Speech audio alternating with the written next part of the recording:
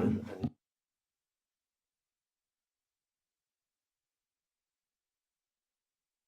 no longer that.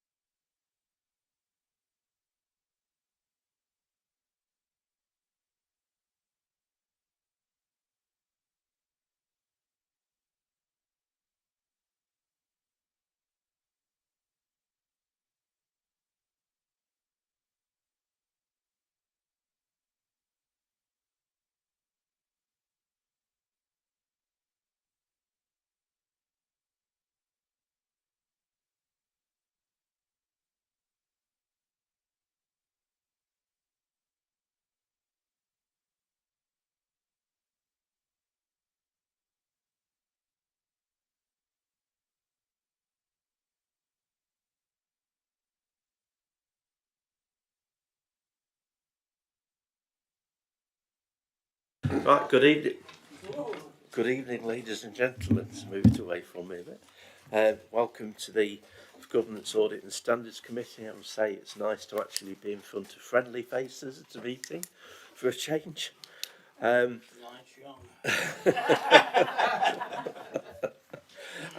we have any apologies?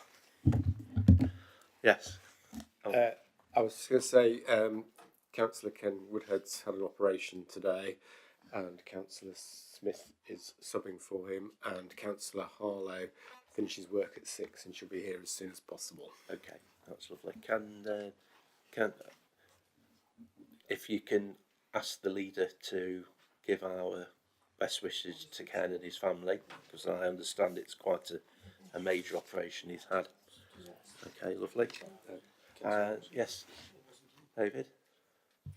Yeah, thank you. Apologies from Councillor Kingdom. I'm substituting for him. I know he's already contacted you about his disappointment that this meeting was changed from a date that he could attend to a date that he couldn't attend. Yeah, well, you can blame LGR for that. Blame it for everything, don't we? There you go. I shall pass that back to him. Lovely. No, everybody's here. Yeah, lovely. Okay. Any declarations of interest to declare the existence and nature of any disclosable pecuniary interest and or other interest in any item on the agenda? No, that's lovely. So the minutes of the meeting of the 22nd of September's meeting are on page 13, and I propose that they are an accurate record. Can I have a seconder? I'll second. Okay, before we vote, are there any matters arising on those? No. Can I see all those in favour, please? And anybody against? And abstentions? Okay, thank you very much.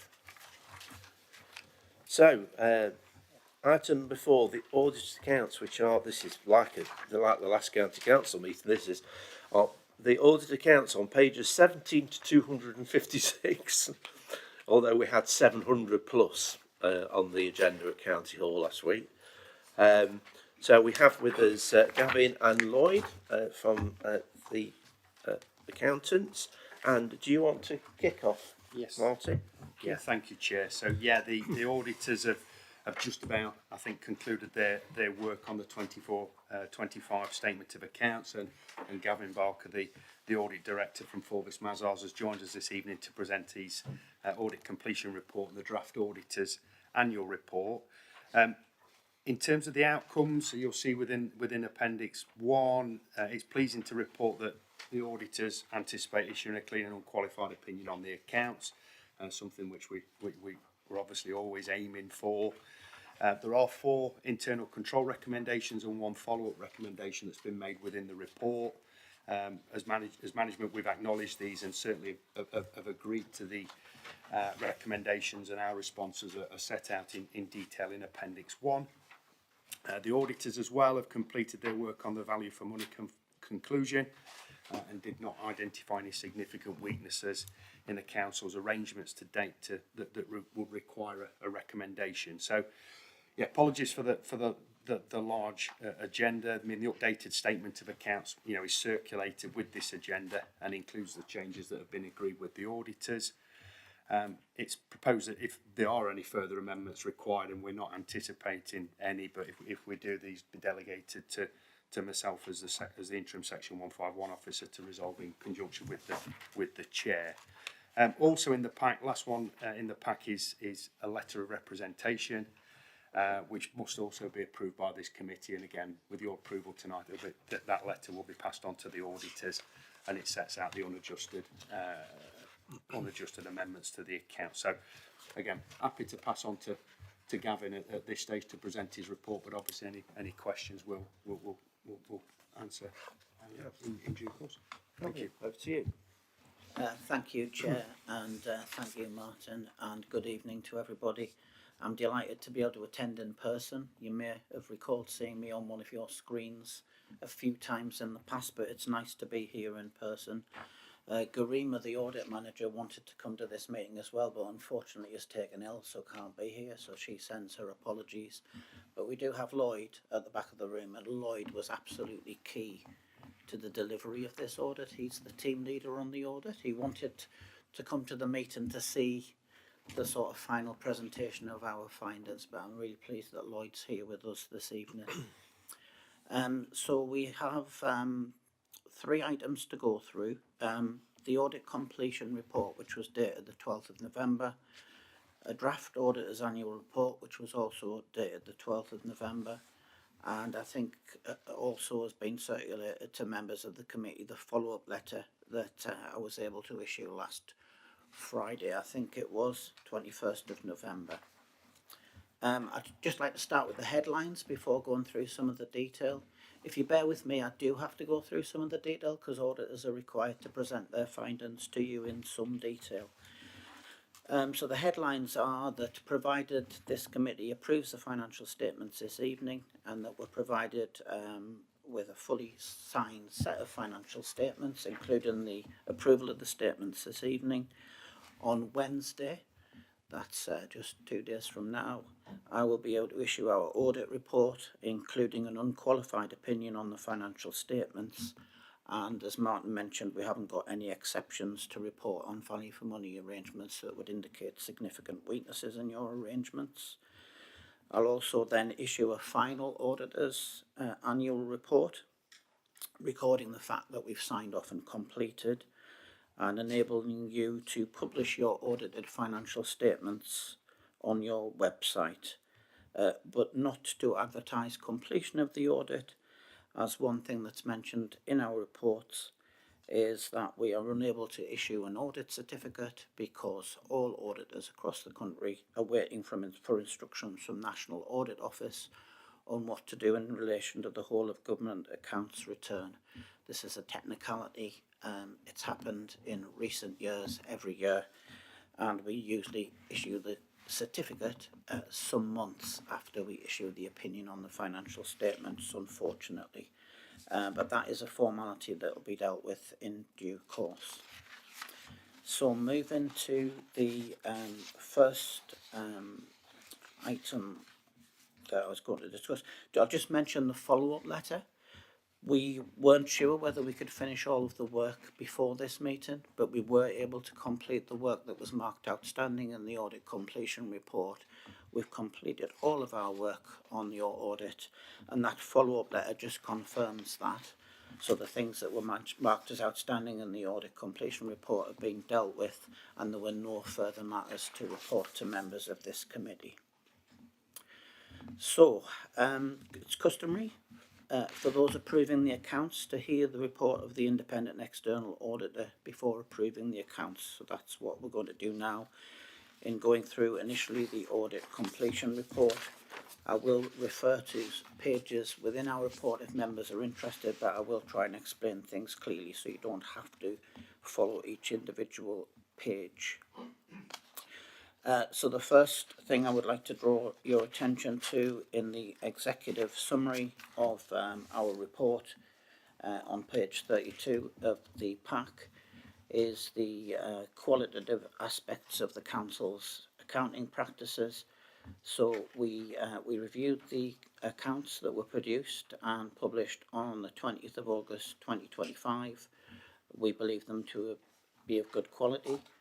The working papers were generally of good quality and comprehensive, but as is identified further in our report and Martin's already mentioned, there were some significant deficiencies in internal control that we've referred to, and I'll mention those again as we go forward. We've discussed some difficult issues with management. We've discussed the financial position, which is something we always discuss and spend a lot of time on in our audits these days.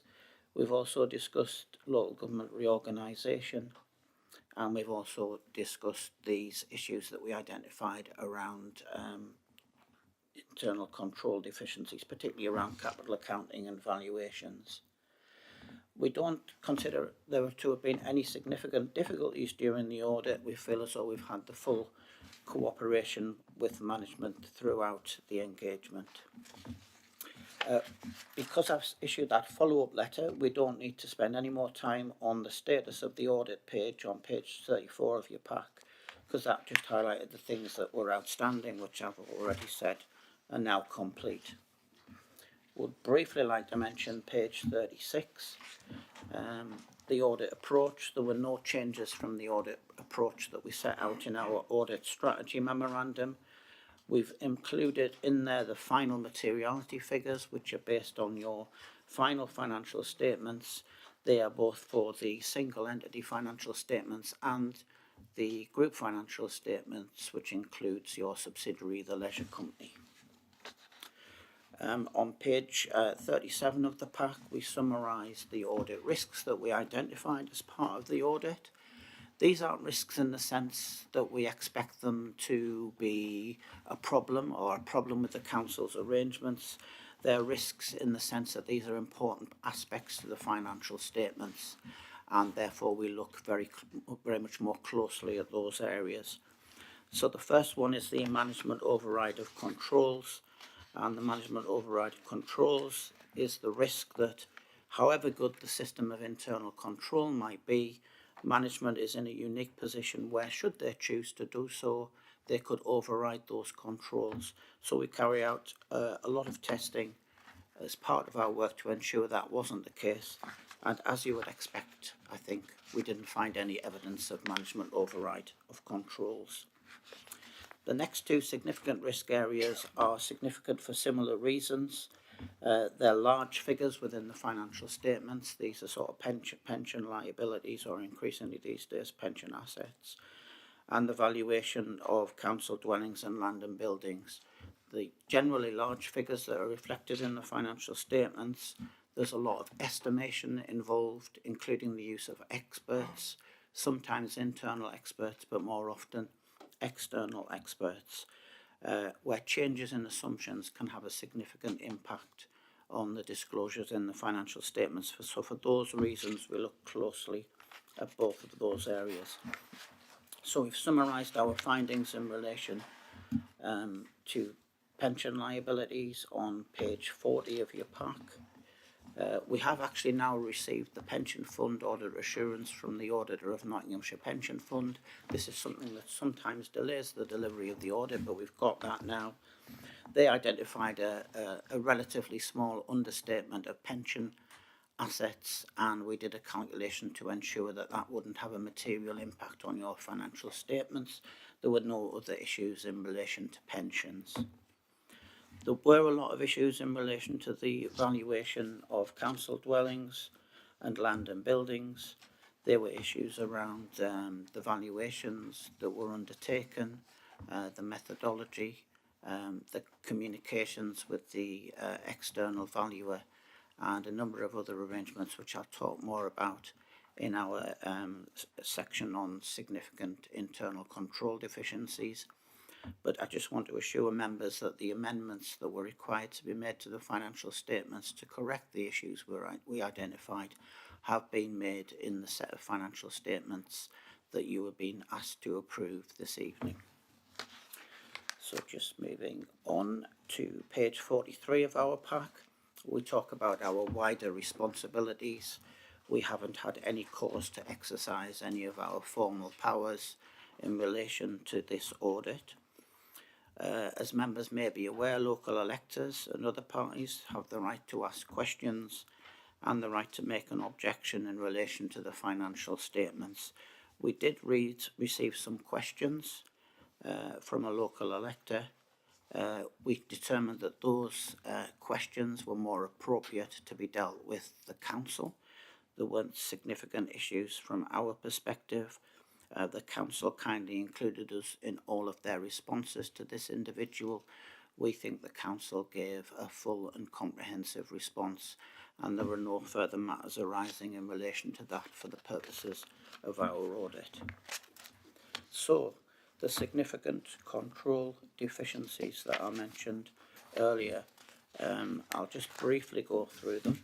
The first one on page 20 is around multiple issues around accounting for property, plant and equipment and variances and issues that had to be worked through both by management and ourselves to address as part of the audit.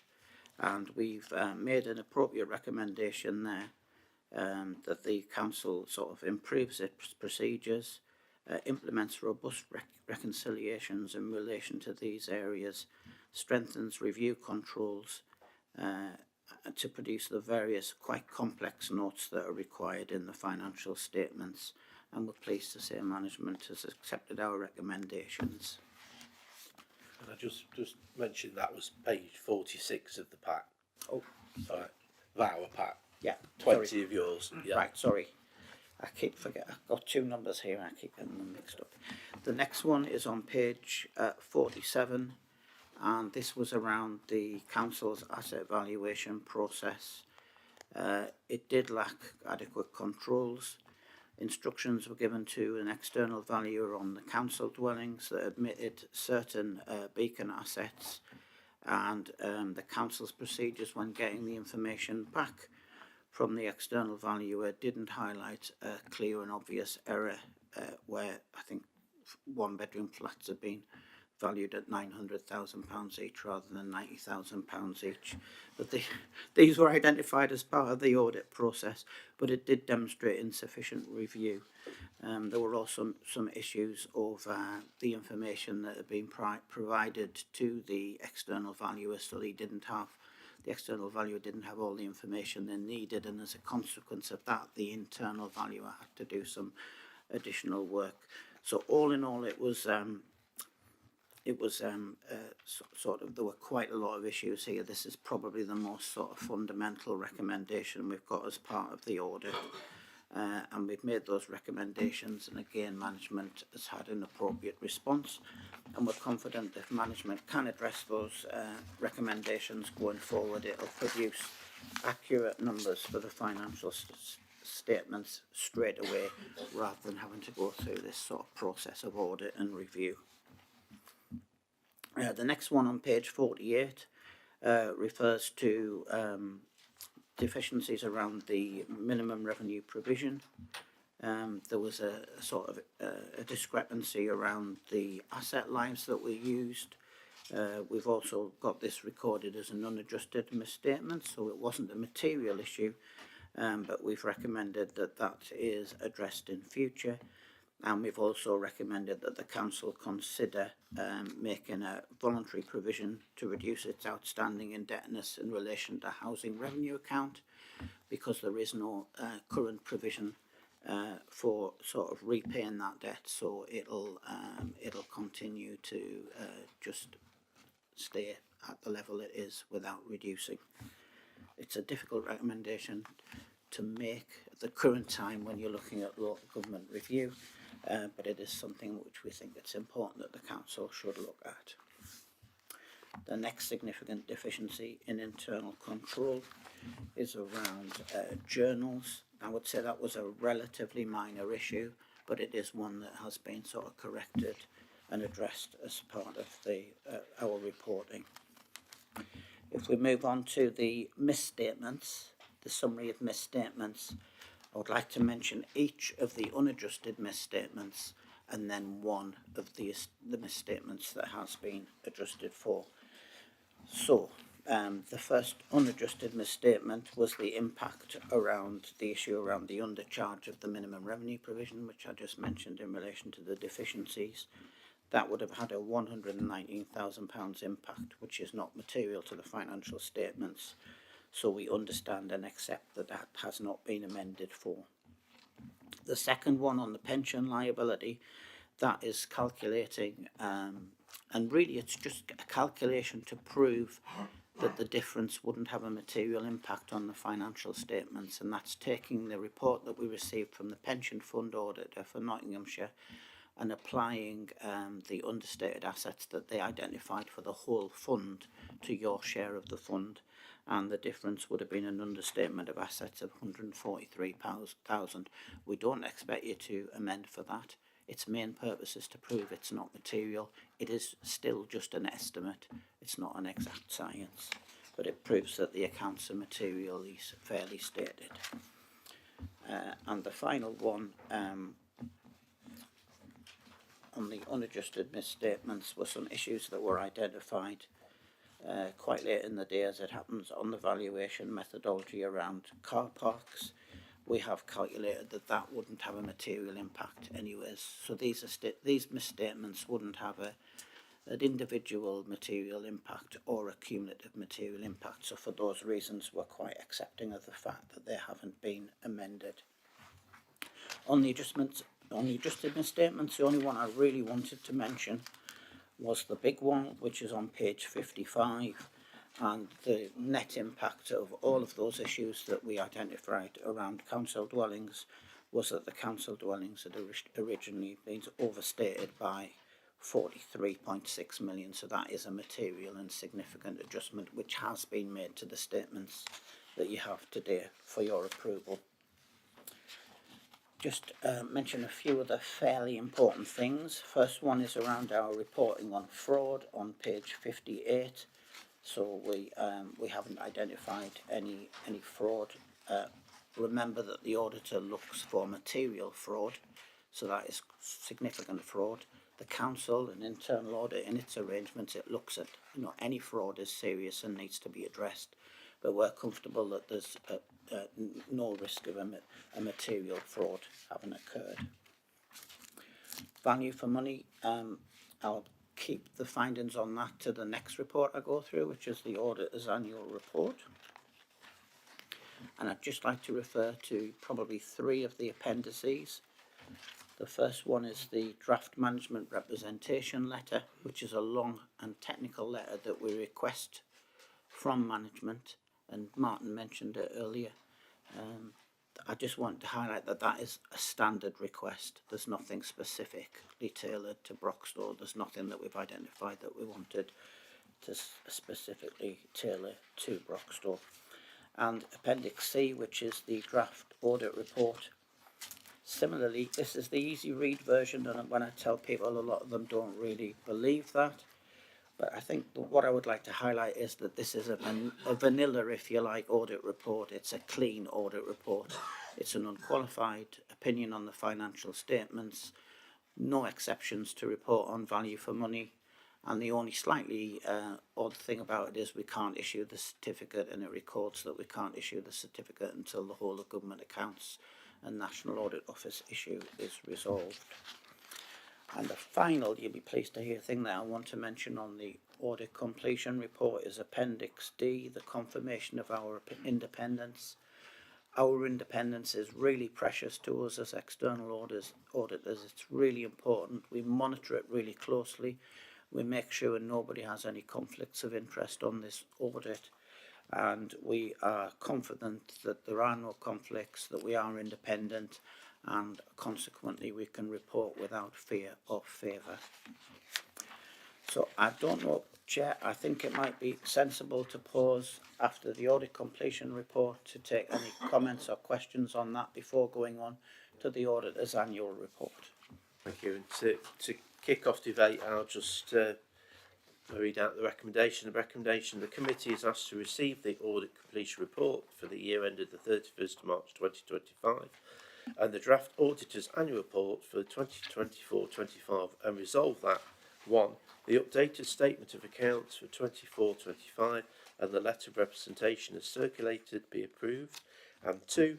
Delegation be given to the interim deputy chief executive and section 151 officer in consultation with the chair of this committee to approve any further changes required to the statement of accounts for 24-25. I propose that. I'll second. Thank you very much. And does anybody have any questions for the auditors or for officers? Yes. I just wondered, in view of the accuracy of the asset valuations, particularly of the council houses, have you made a definitive month by which it has to be completed? Because the report recommended that it was done earlier in the year. Yeah, through you, Chair. I mean, again, to come back on the general audit findings first. The process in terms of our valuations this year has not hit the level that we would expect. I think, you know, I'm happy, you know, not happy to come here, but, you know, I admit this is where we were. You know, there's been issues in terms of accuracy, in terms of what's come back from the valuers, in terms of what went to valuers in the first place. And I can understand why things happen, but they shouldn't have happened. And again, that's there, you know, through the support with the auditors, with those items have been corrected. In terms of responding, and I think this is where it links nicely into your question, these issues can be easily, you know, they can be responded to and they can be rectified by earlier planning, you know, proper planning between the finance team and the estates team in the outset, but also in terms of our engagement with external valuers where we bring them in. The issues we had wasn't helped by things coming back from the valuer late, and therefore we end up with the account showing one-bedroom council flats at 950,000, and you know, we're not central London by a long way. So again, silly errors that ultimately should have been picked up. But again, I think the timescale, the deadlines that we have to hit in terms of getting the draft accounts done, there's a reason why they were missed, and that was the short timescales. In terms of getting things in, I think planning for year end, financial year end starts in February time. In reality, I think the engagement between the finance team and estates needs to start 1st of January, if anything, in terms of just making sure we're defining what we need for the accounts and when we need it by. And therefore, I think some of the issues, I mean, it's highlighted it within this report, but this is where I believe we can rectify it so easily by just picking up things sooner and just making sure there's that active engagement between the three parties, essentially, with finance driving that as well. I think sometimes, again, I think there's the emphasis comes on the estates manager, who's, you know, a qualified valuer, you know, qualified surveyor, but it should really be finance driving that, and I think we've fallen short on that this year. That said, the audit has picked these issues up. You know, they are balance sheet, they are valuations. We only ultimately the risk comes at a point in which we'd sell assets off and the like in terms of those valuations. But yeah, early planning, and we will get this rectified for next year. Councillor Jeremiah and Councillor Owen. Yeah, thanks, Chair. I've just got like 1 point and 2 questions. So my 1 point really was that obviously the assets have gone from 304 million to 326. I was always of the understanding that our council, this is like almost like a national figure, isn't it, to some extent, because we, you know, obviously the value of our assets is far greater than that, around the 700 million, I was led to believe. So that was just the point I was going to make on that. The 2 questions I've got is journals were mentioned last year as well as being an area of concern. So what controls have been put in place on, because I mentioned limits of authority last year regarding journals. And I just wondered if anything had been put in place since it was raised last year. And the other question that I've got is to do with fraud, in that this time last year, the thing that most surprised me is that our second biggest area or risk of fraud was to do with single person discount on council tax. So I just wanted to know, is any investigations in terms of auditing being done on that? If so, have they? Is there an estimate as to what they think that might cost us? That's my 2 questions. Thank you. Yeah. So through you, Chair, in terms of the question about journals, a full review was done on the back of last year's audit in terms of user responsibilities and limits on approval. Unfortunately, I think the transaction that's been highlighted this year was actually a transaction that occurred before we had the audit recommendation last year. So I think we're in an unfortunate position that it's kind of been picked up twice. But the review that we've undertaken in terms of who can approve a journal and how we go about that process has been done, and therefore it shouldn't come back as an issue in future years. So there has been a change in process? So there has been a change in process. It was just maybe the timing of the audit, the transaction that was identified, it was before last year's audit was concluded. So in terms of fraud, in terms of particularly something like a sort of an operational level like single person's discount, We do work county-wide in terms of doing single-person discount reviews, going through particular process, and that we've had a lot of success with that. I think we've talked about it here before. We do, when we go through that process, we have a lot of success in identifying particular households to write to say you're in receipt of this particular discount. If these are your circumstances, that's fine. If not, then you know, you may wish to reapply for the discount. Yeah. So in terms of that, again, in terms of it being a big area of fraud, I think we've talked about it before, is actually when we get that, we don't treat it as fraud because it becomes a difficult thing to prove. What we do is effectively bring the baseline back down again, and you know, and work at it that way. Can I come back? Yeah, of course. Just, I think what I'm looking for is some sort of like context. I realise that you can't say X amount is I suppose you could estimate it really, but it's things like, I know that there are activities undertaken. It'd be nice to have a figure of sort of like saying of our investigations, this has resulted in 148,000 in the last financial year that we've got, which was an unexpected Brucey bonus or something. Yeah. Yes. Yeah. So again, through you, Chair, I'll come back with some figures, because the last exercise that we did, it produced a positive benefit in terms of the total amount of council tax that we'll be able to raise. So again, I'll share details with you. Yeah, it's just that I've got some context as to what that figure is really. That's all. Thank you. That's right. Yeah, thank you, Chairman. I've listened to Mr. Payne's comments on asset valuation, but I'm not clear at the moment as to why it's all gone so wrong this year, because presumably this is something we've had to do in previous years, and one assumes that everything was okay then. So if it can go so easily wrong in one year, what's now in place to ensure that it can't so easily go wrong in future years? Because it's quite a if I heard correctly, the value of our council properties was overstated by 43 million. You know, it's not the odd pound here or there where it might slip through. 43 million overstated this year. Was it overstated last year and previous years? And the fact that we've got flats coming back valued at 900,000 are now only worth 90,000. Well, presumably the year before they were only worth 90,000. All of a sudden they've gone to 900,000.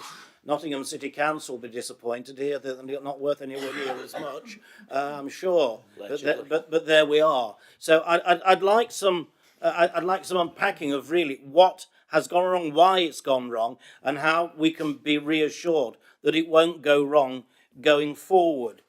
I'd also like to pick up on a comment that the auditor said, that it had a discussion with officers regarding the financial position of the council. I wonder if he could give us a very, very brief summary of how he sees the financial position of the council. And then lastly, Chairman, on page 24, the following up on previous year's recommendations. In a sense, perhaps a small point, some staff continued not to have written or signed contracts of employment. Now, my understanding has always been that it's a legal requirement within a certain period of time of an employee starting work at an organisation, that they should have a written contract of employment in place. I know I used to sweat cobs over, when we appointed at parish council level, whether we could get a contract of employment in place, and if it wasn't in place in time, whether I'd be hauled up yet again in front of an industrial tribunal. So although it may seem a small issue, I think it's quite a serious issue, because are we not in breach of the law in not doing this? And it's a follow-up. Why hasn't it been resolved? Thank you, Chairman. Okay, yes, so through you, Chair. In terms of the valuation process, again, just reiterating, the outcome this year has not hit the level we would expect. In terms of previous years, you know, the accounts were audited and no issues found. So, you know, the standard's been set in terms of what we'd expect to be achieving. I think in terms of what's gone wrong this year, I think it simply comes down to communication and setting those expectations and setting it out. We've had a few sort of transitions within the team, I think, you know, as a new estates manager, but again, it's not an excuse in terms of having that early planning and communication, and that's obviously something, again, whilst it's a difficult situation in terms of what the outcome is, I think it's a relatively easy one to resolve and put right by having that in there. And again, we'll learn the lessons from this year. We can't have a situation where we're valuing a council flat at 950,000. It's a silly error, and it's something we should have had those checks in place to rectify that before they went in the draft accounts. Like I say, that the timing, the speed at which things had to be done, as particularly as we approached the deadline towards the 30th of June, didn't help with the situation. But likewise, things that have been done earlier, it wouldn't have happened. And therefore, again, if I can sort of try and put that assurance there, that is what we'll be working on this year to get that right. In terms of the other items, I think you may have seen in terms of financial position of the council. You'll have no doubt seen the medium-term financial strategy that we put forward to cabinet on the 4th of November. That again shows if we do nothing, there's a budget gap, an annual budget gap of £2 million, and we put forward some proposals there in terms of the business strategy. We get that right. We've got fair funding review outcomes and the financial settlement coming in December. If we get those right, we're on a good footing. But obviously, to do nothing, as shown in that cabinet report, is not really an option. And I think just on your final point again about the employment contracts. Again, there's two aspects to this. From a sample point of view, after last year's audit outcome, we put a procedure in place whereby new starters in particular goes through a process to make sure a signed contract's received. I think that includes the induction process being sort of the final stop in terms of somebody coming to the induction. If they've not got a signed contract, it's done there. I think what we've found this time is of the sample that was tested, all but one were contracts that were raised prior to that arrangement. So we've got some backfilling to for want of a better phrase, to catch up on. Again, I think the one contract we found that was in relation to something post-audit was to do with a change of contract from an established and a long-established employee. Again, there are improvements we need to make. We'll liaise with our sort of HR team to see how far back and how sort of in depth we go. Do we get 100% of the, looking back across 100% of the contracts? I mean, maybe that's the way we've got to go to make sure we're compliant. Again, I'm not an HR legal expert by any means, but like I say, I think the risks are relatively low, but we need to get that squared up. So again, I'll be liaising with HR and we'll see if we can catch those up. Yes, it's just that. Oh, thanks. I just thought part of the question was to ask what my views were on the financial position, so I just thought I'd briefly summarise that. So my view really is that the financial position is extremely challenging, as you all know, but that it has been managed as well as it can be in the circumstances and the issues that you face, that all local authorities face. Uncertainty about the sort of future financial position, uncertainty about what a longer term financial settlement might bring. I know everybody's expecting to be better off, and that's not going to be the case, so we'll have to see what happens with that. But I can't see any weaknesses in your arrangements. You consider the situation, you identify ways of addressing it. It's understandable that you won't implement the actions to reduce things that don't need to be reduced, because we are down to cutting into service delivery now. We're not just down to making efficiencies, are we?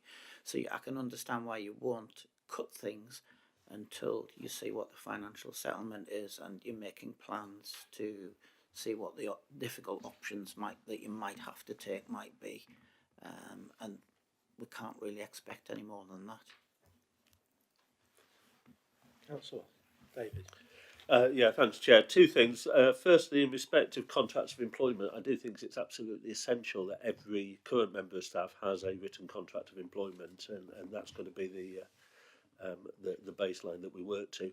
And then just a question, these one-bedroom council flats valued at £950,000, I wondered if anyone had asked to exercise their right to buy on one of those. And if so, why didn't we say yes? We could have sold it and built 10 more, but yeah.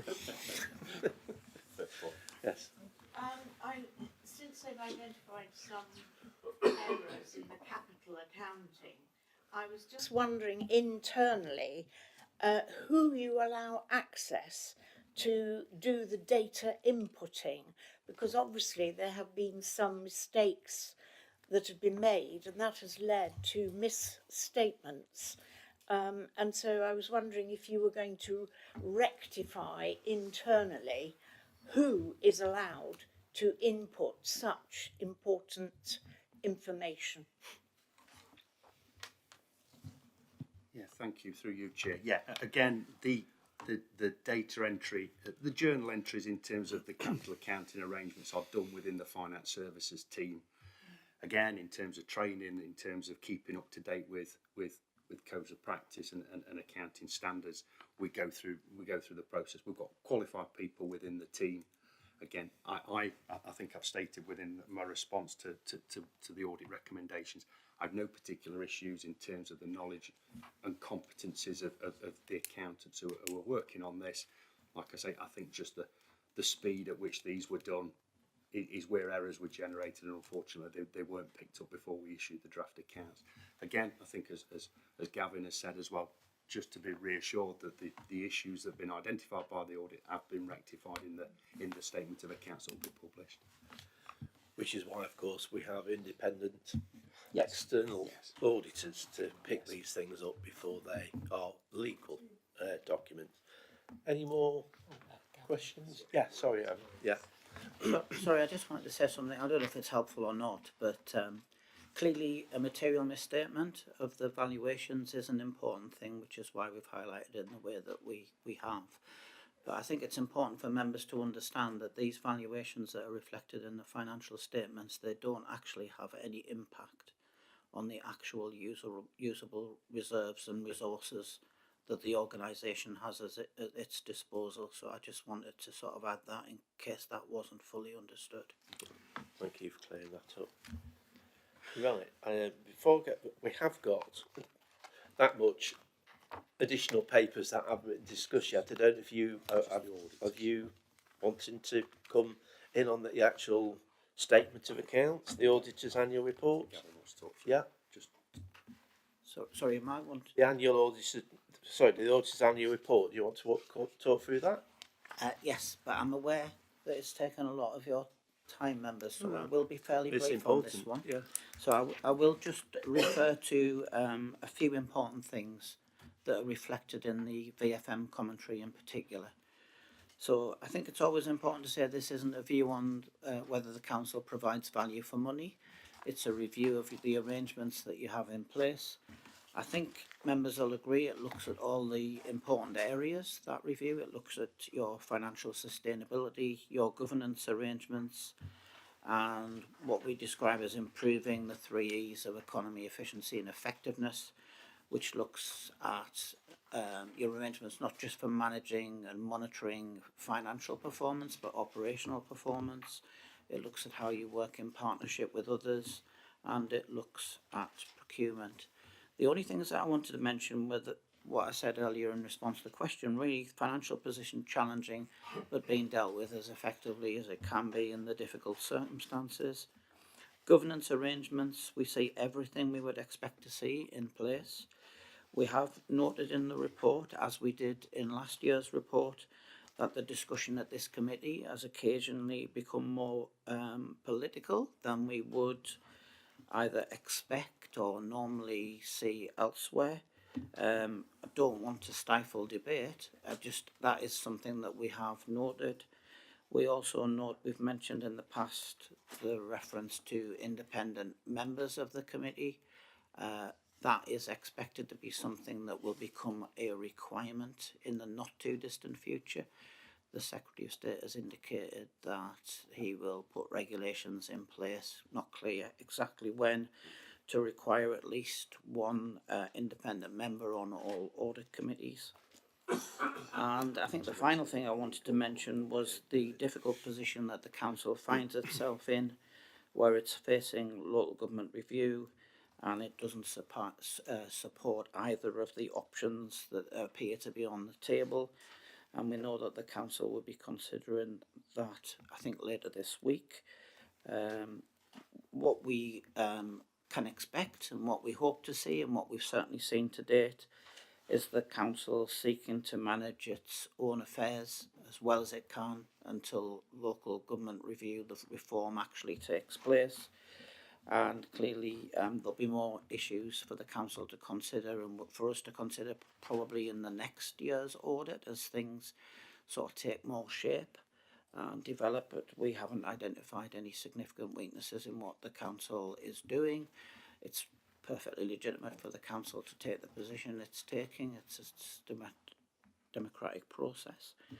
And I suppose the final thing is, it's always awkward that this is the final thing that auditors usually mention, and that is audit fees. I'm not sure the extent to which the proposed fees, which weren't in the original draft that we sent out because we hadn't finished the work then, but we have now, and I've calculated the additional fees. But I just wanted to make members aware of those additional fees. I think that was circulated to members. And actually, the final thing I'm going to say is not the audit fees. It's that this will be my first and my last visit as engagement lead for Broxtowe Borough Council because for many reasons I've decided to retire. My final working day is on the 27th of March next year. I think I'll be joining another committee, but as it's just presenting the final auditor's annual report, which I've already presented to you today, I think I'll be joining by teams rather than setting off down the motorway as I did this morning.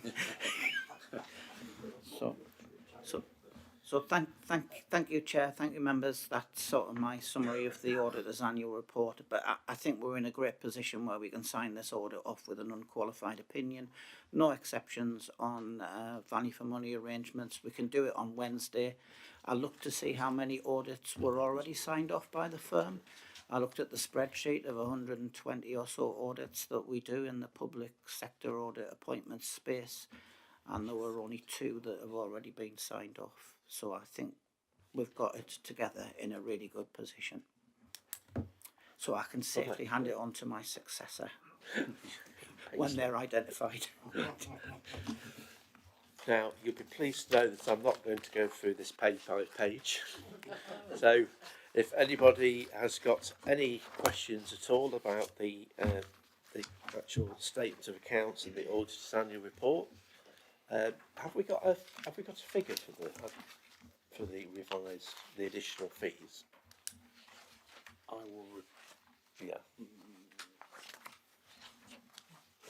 I don't think it's part of the pack, and I don't think I've got it on an email, and again I'll confirm it with with members.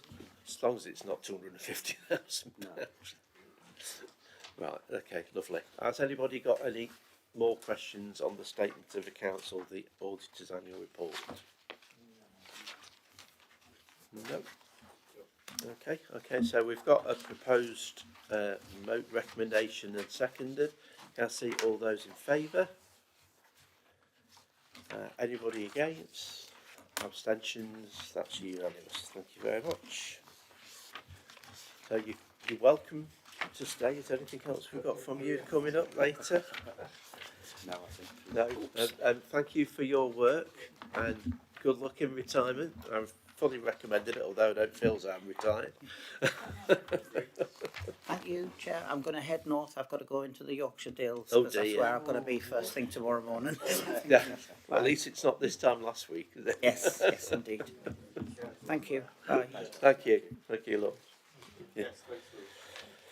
So we're now on to item 5, which is the internal audit progress, and this is a note-in report, and this is Chris, this is your domain. If you'd like to lead off for us, that'd be great. Thank you.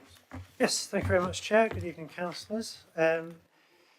This is the regular internal audit progress report presented to this committee at each of its meetings. As always, it falls into two basic sections.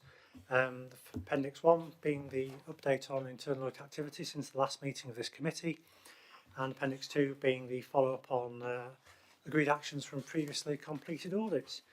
Very pleased to say this time round I've got no significant matters to draw the committee's attention to or to highlight in the report. Just by way of the brief update on progress since the preparation of this report, the licensing audit and the payroll audit have both been completed, again with no matters to note. So there's the essence of the report. I'm happy to take any questions. Thank you. Well, first, this is a no to report. Has anybody got any questions? Yes? One thing that always comes up on the internal report is the business units that we've got in control of our business assets, which I believe came up last year, came up last meeting as well. So I just wanted to know if there's been any progress on recovering the debts that have been incurred on our business units. Oh, commercial. Commercial units. Sorry, Sorry. Business unit means. Yeah, it's jargon. Yeah. So I haven't got a full update to provide at this stage, simply because that report was provided to the last meeting of this committee for the completion of that audit, and our standard follow-up period is 6 months. So it will be the next meeting of this committee that a full update on that audit report is provided. Yeah. Okay.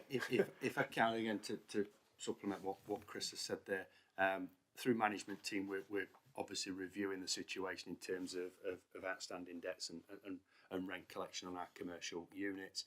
I think we've got a report due to come in the next couple of weeks, but I think in terms of the feedback we've had, we've made significant progress in terms of, certainly in respect of the square, in terms of our collection arrangements, and again we'll report back through yourselves in due course. I think I was wanting a bit more than that actually, Martin. It's the fact that a year ago we identified an issue with our commercial units, and then a year later we identified again that we still had an issue with our commercial units, of which the rent deficits was just a minor part, but it was all to do with the control as well.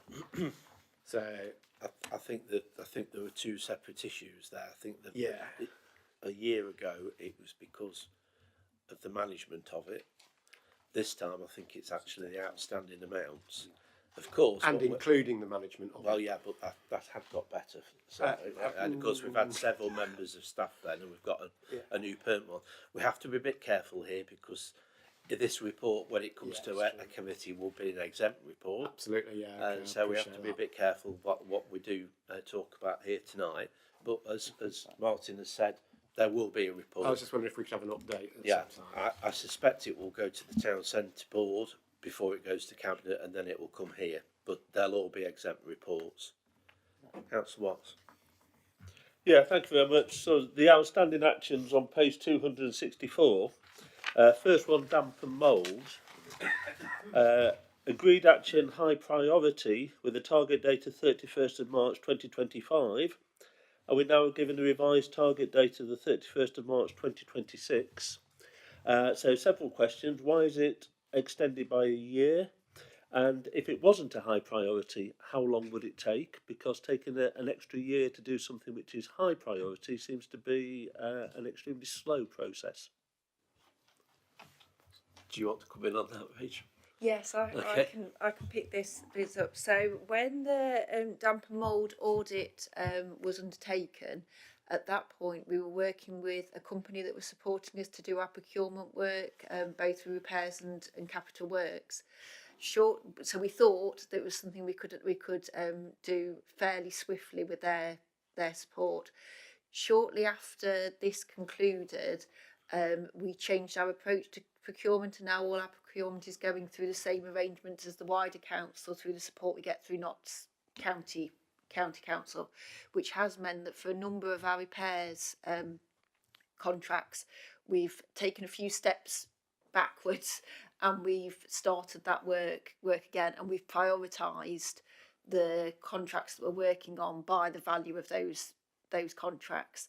So the target date being so far away from the initial target date was because we were in a different position when we agreed with internal audit how quickly we thought we'd be able to get that work completed at the time. Of course you can. Well, thank you, but mould kills, and whilst I can understand we've changed priorities or we've changed processes, if we're simply looking at the value of the work, how highly do we value the death of a child? Because I can think of councils that have suffered exactly from that.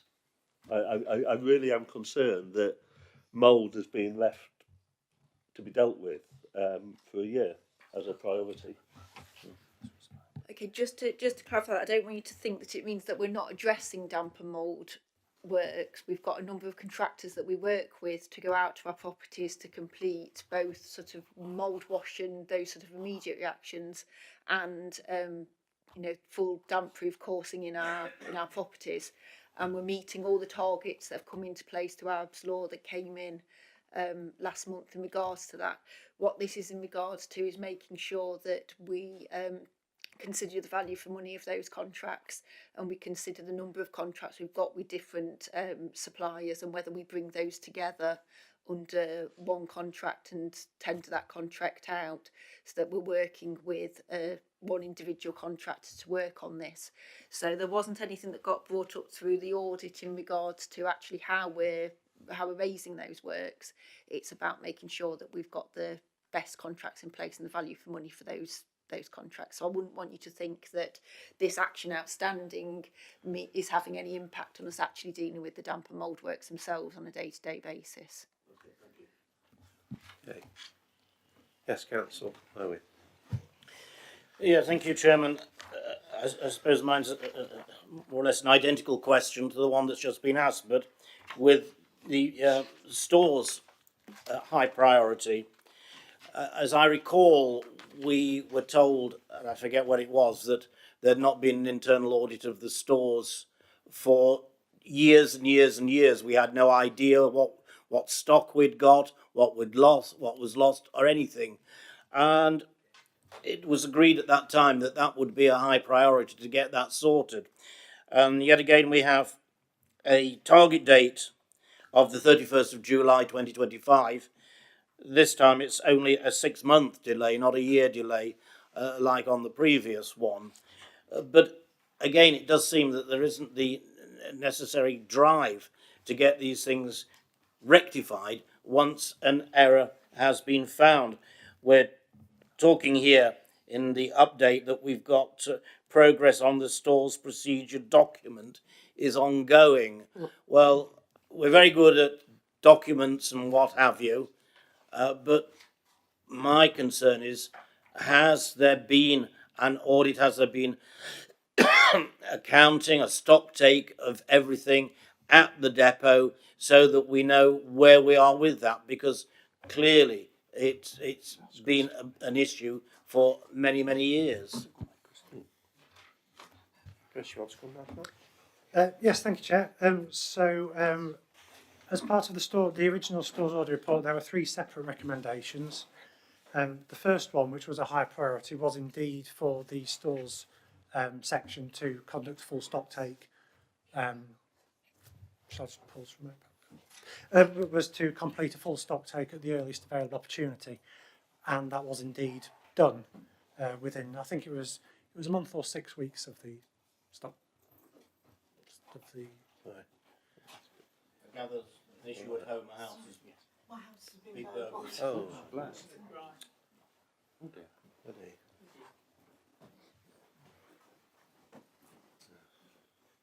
Is she all right driving home? She drive? Yes. Okay.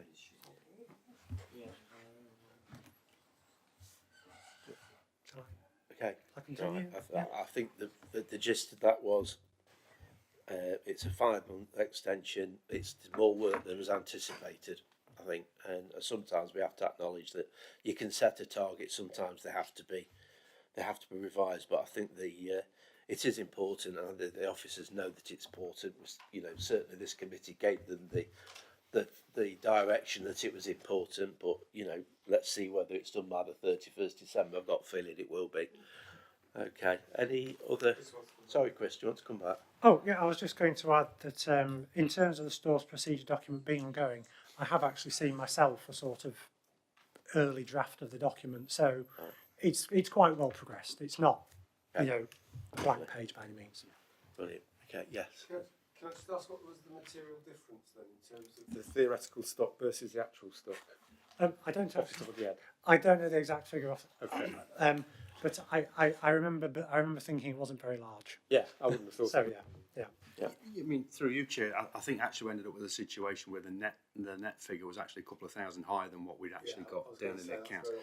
But again, I think this is, again, going back to where we were before, this is on the basis that cyclical stock takes were being done at some stores items. Obviously, we've got a store system that's retaining a stock balance. So actually, when it comes to the final, the statement of accounts, this was actually one of the queries that we'd had from a member of the public in terms of getting the figures into the statement of accounts.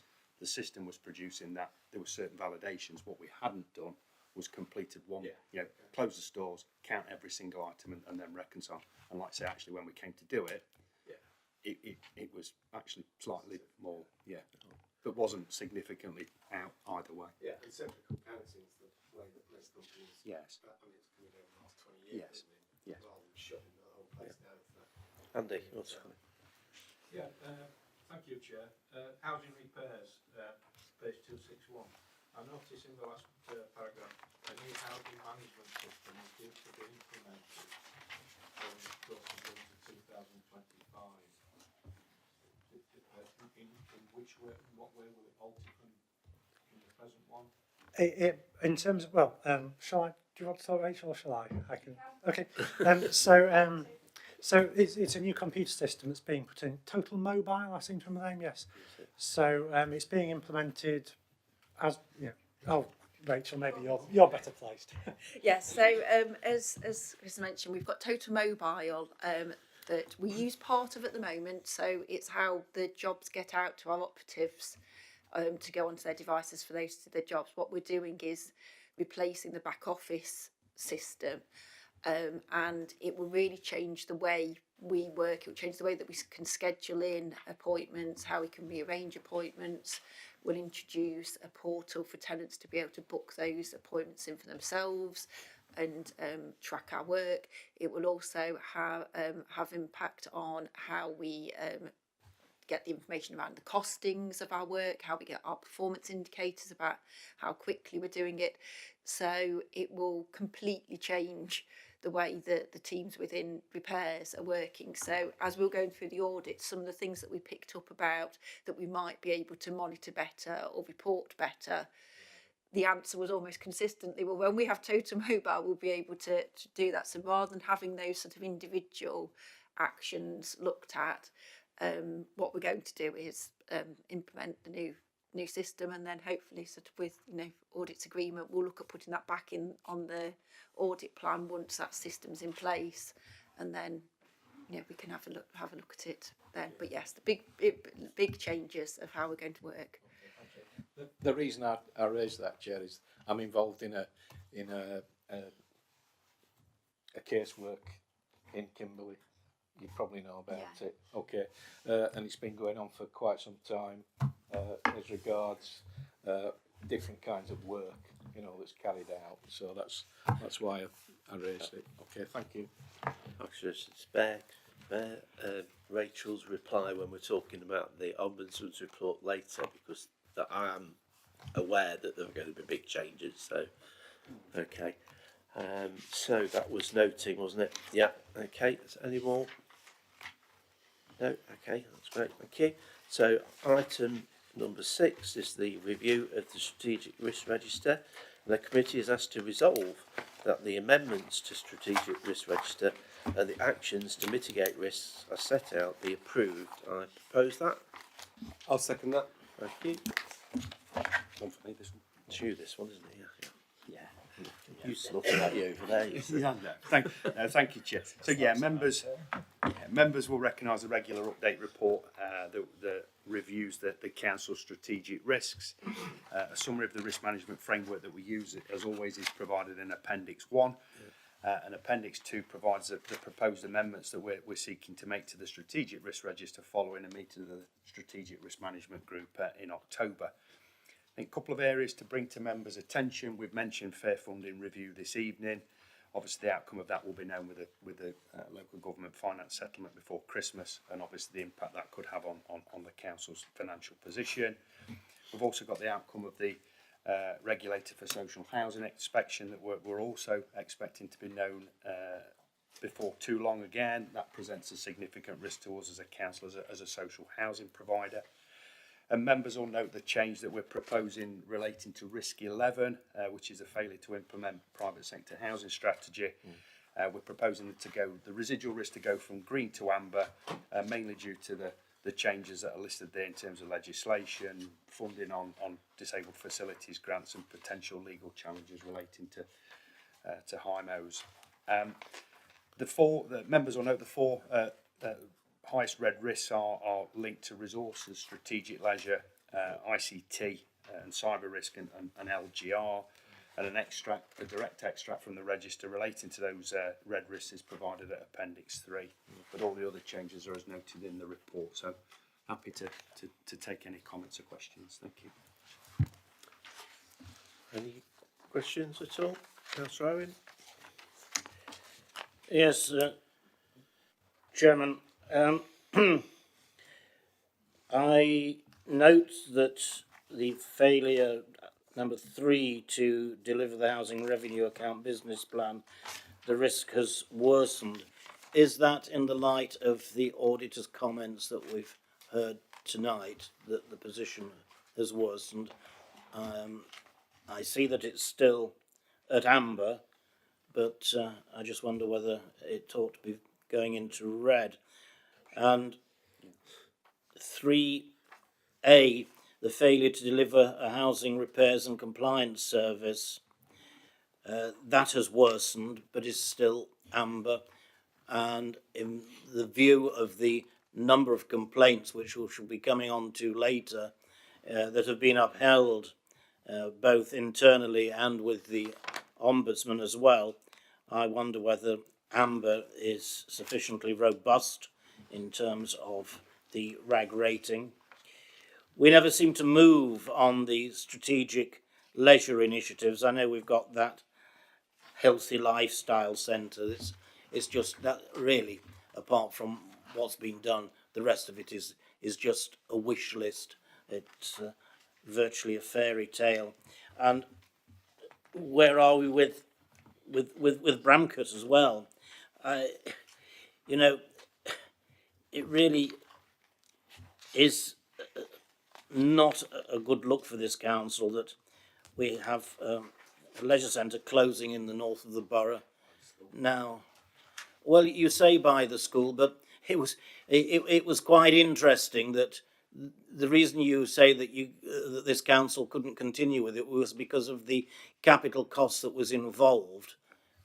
Yet, if we look at the centre for Eastwood, there were millions and millions of capital costs involved there.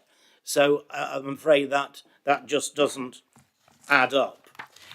And I go over to 10, failure of key ICT systems. Well, 15 is far too low out of 25.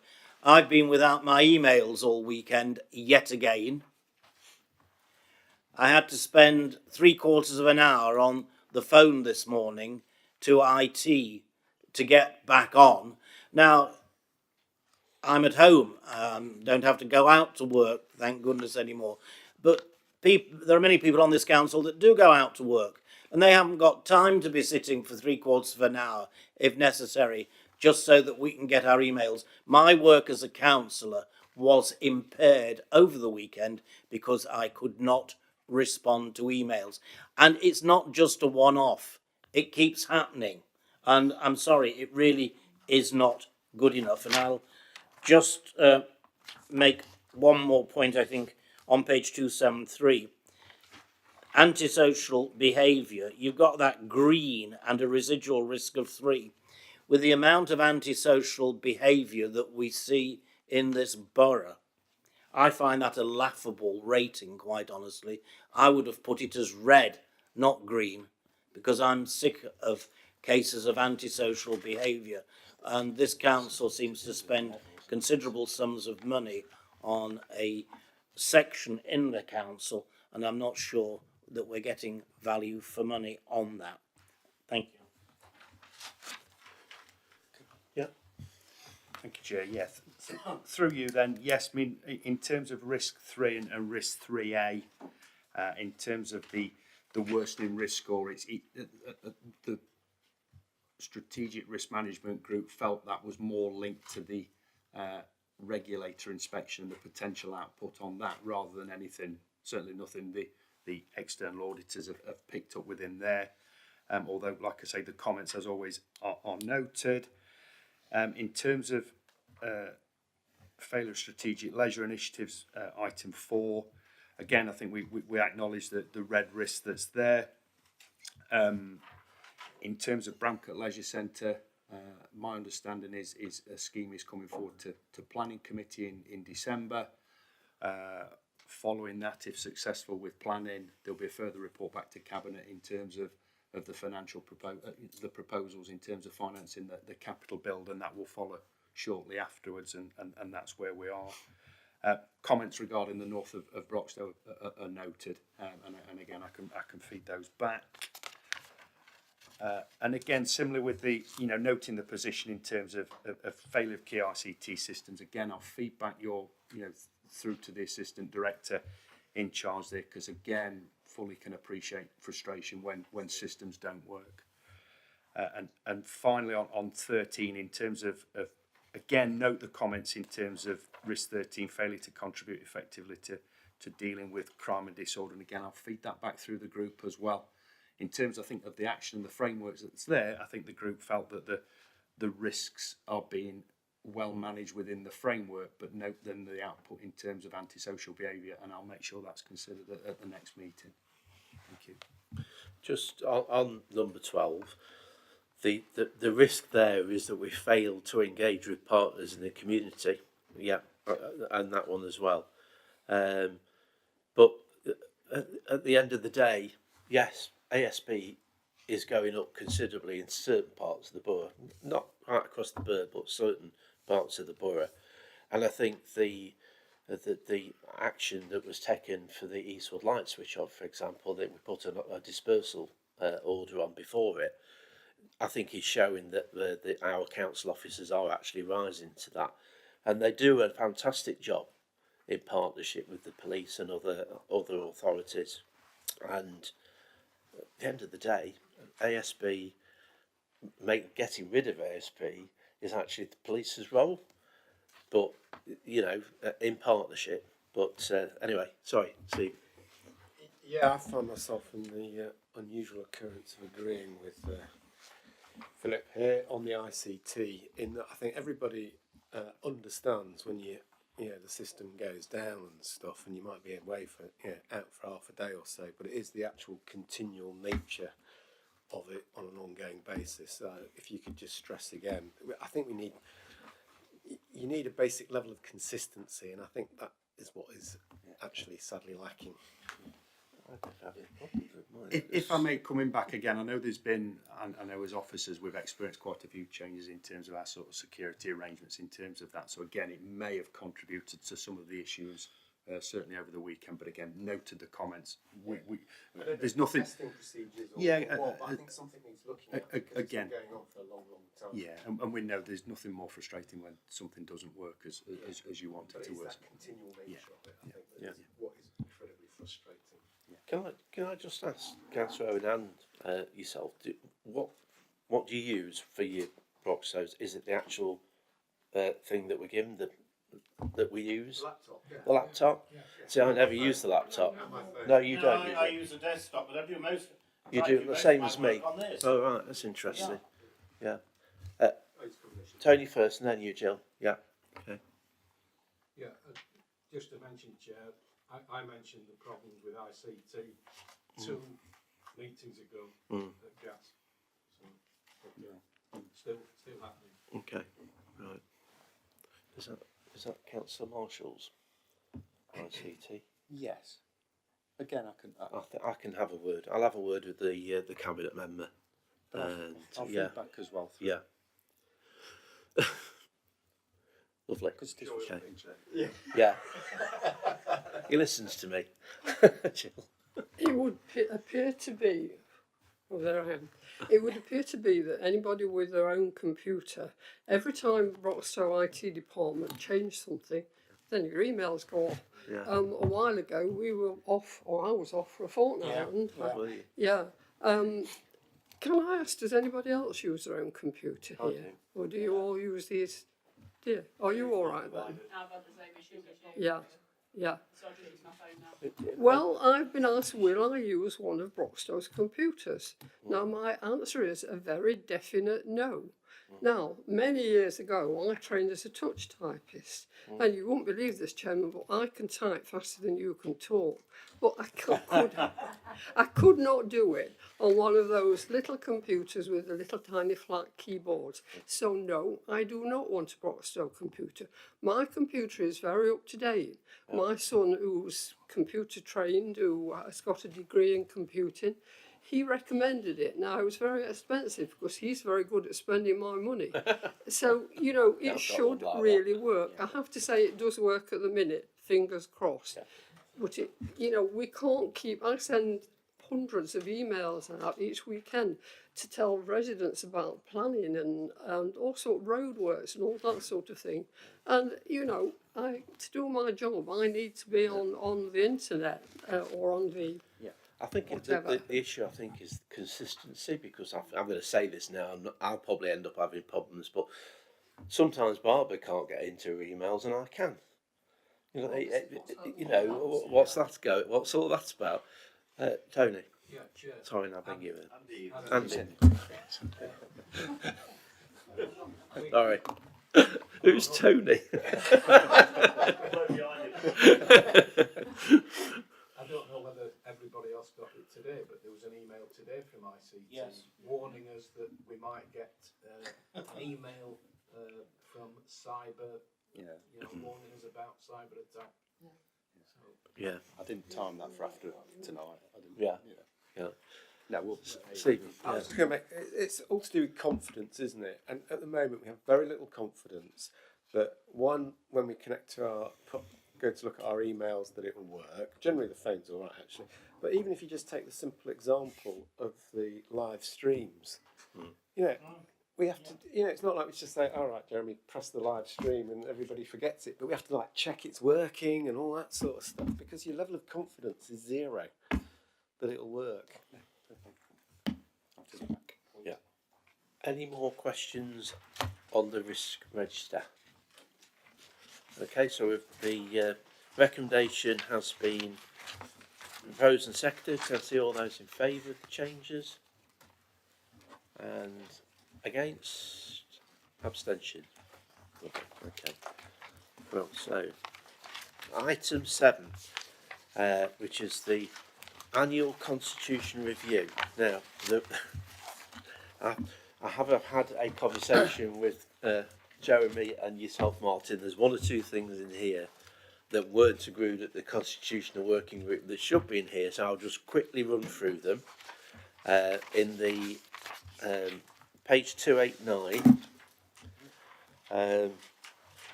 we did ask, and this can be amended tonight, that motions at full council actually be done at the end of the meeting, but here it's showing where they are at the moment. So one of the amendments that I'll do later on will be to move that to the end, but just before urgent business, I think, because just before the other thing is in the body of the report, but not actually in the table, is that we were actually going to have time limits for the reports from the cabinet portfolio holders, so that they actually don't spend 20 minutes introducing something we've already read.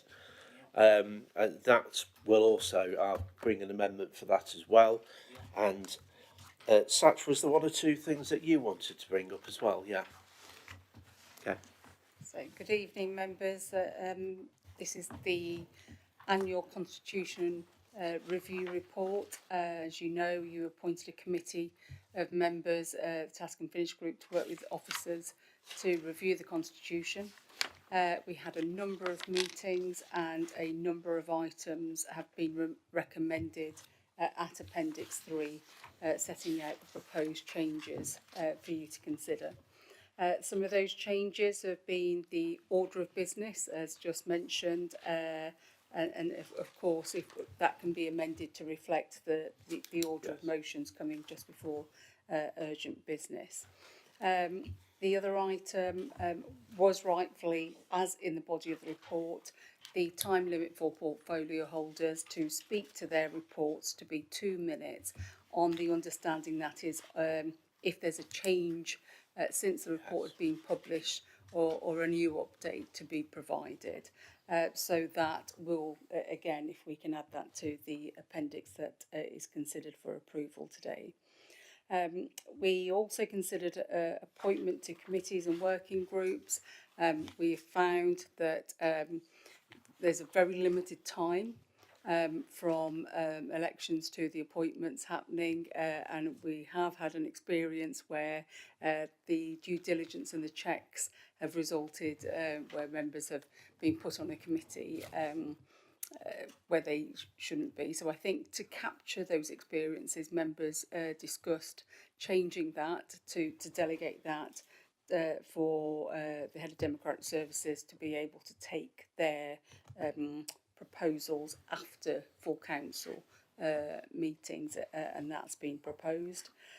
There was discussion about the budget meeting. That discussion didn't actually get a final recommendation, so that is still on the table to discuss today. We've discussed in this constitution review, as we have in previous, that the number of council meetings left for between, in particular, I think it was from December to July, was quite limited for members to be able to raise questions, etc., because one was budget setting and the other mayoral making.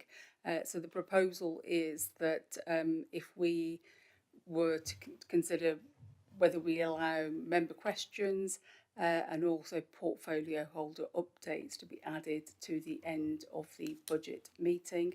Like I say, that is an item that if you were to consider needed to be added, would need to be added to the appendix that was approved today.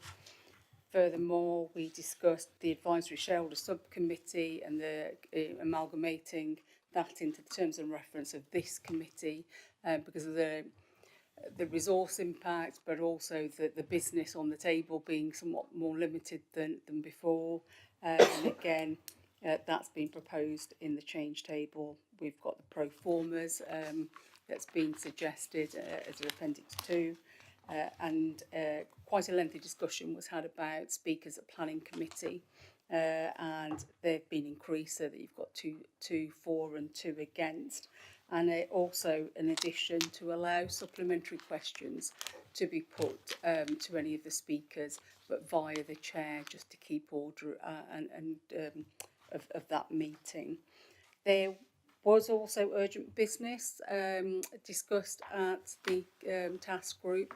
Now, previously we had agreed the wording for urgent business that had been adopted, but when I looked at the constitution that was uploaded, I'm afraid that hadn't quite made it to the final version. So whilst it was an administrative error, and we would in good practice still treat it as an adopted by council, I've added it back in to this to be formalised again. In there, I also tidied up. There was a bit of a slight number change that we needed to do to tidy up to the new version. So that's been presented to members as well. Finally, the only other item that's mentioned in the covering report, and I believe Councillor Owen had brought this forward, was that ex officio members are allowed to, at the moment it's the leader and the opposition leader or their representative to speak at all committees other than the Overview and Scrutiny Committee. It was suggested that that be extended to other opposition leaders as well. Now, unfortunately, Councillor Owen had to leave the meeting before that. Unfortunately, didn't get the approval of the rest of the task group. So we just bring that back up as Councillor Owen wasn't present for the final part of that discussion. If members are obviously in agreement, it would be seeking your approval of Appendix 3 with those amendments to full council. Okay. Thank you. Right. I think what I'll do is I'll do this the other way around. I'll take questions and observations first, and then because we're going to have to do an amendment, and then we're going to have to do the actual substantive motion. Councillor Harry. Yes, just to say that I would support an extension in terms of the budget meeting because I think it's a balance between having that or having an additional meeting, and I can accept that having an additional meeting has resource implications, but I would hope that the budget item at the budget meeting would be first on the agenda so that it can be given a proper scrutiny. I think that is important. A couple of other things that have come up since our meeting, Chairman, is a question of substitutions. There seems to be some uncertainty over whether or not we can have substitutes at the Bramcote bereavement or Bramcote Creme. I think that needs to be clarified because my group have had issues turning up as substitutes and not being allowed to participate, and that is clearly wrong. So that needs clarifying. And also at licensing and appeals. Now I accept in order to sit on licensing and appeals, you have to be trained in just the same way. If you sit on the planning committee, you have to be trained. Now, I can't understand why, if we get one or two more volunteers to train to be on the licensing and appeals committee, they can't serve as substitutes. I had one member, I think it was Councillor Couch last time, couldn't make it, and we weren't allowed to put in a substitute. Just on that specific point. Yeah, thank you, Chair. So perhaps about 2 years ago, what we did is we amalgamated the duties of the Licensing and Appeals Committee with the Alcohol and Entertainments Committee. The legislation around the Alcohol and Entertainments Committee doesn't allow for substitutes. Through amalgamating the two committees, it sort of withdrew the allowance for substitutes. What we'd have to do if we were to allow substitutes at licence and appeals is again separate the duties of alcohol and entertainments with licence and appeals. Have a separate alcohol and entertainments committee and not have substitutes on that committee.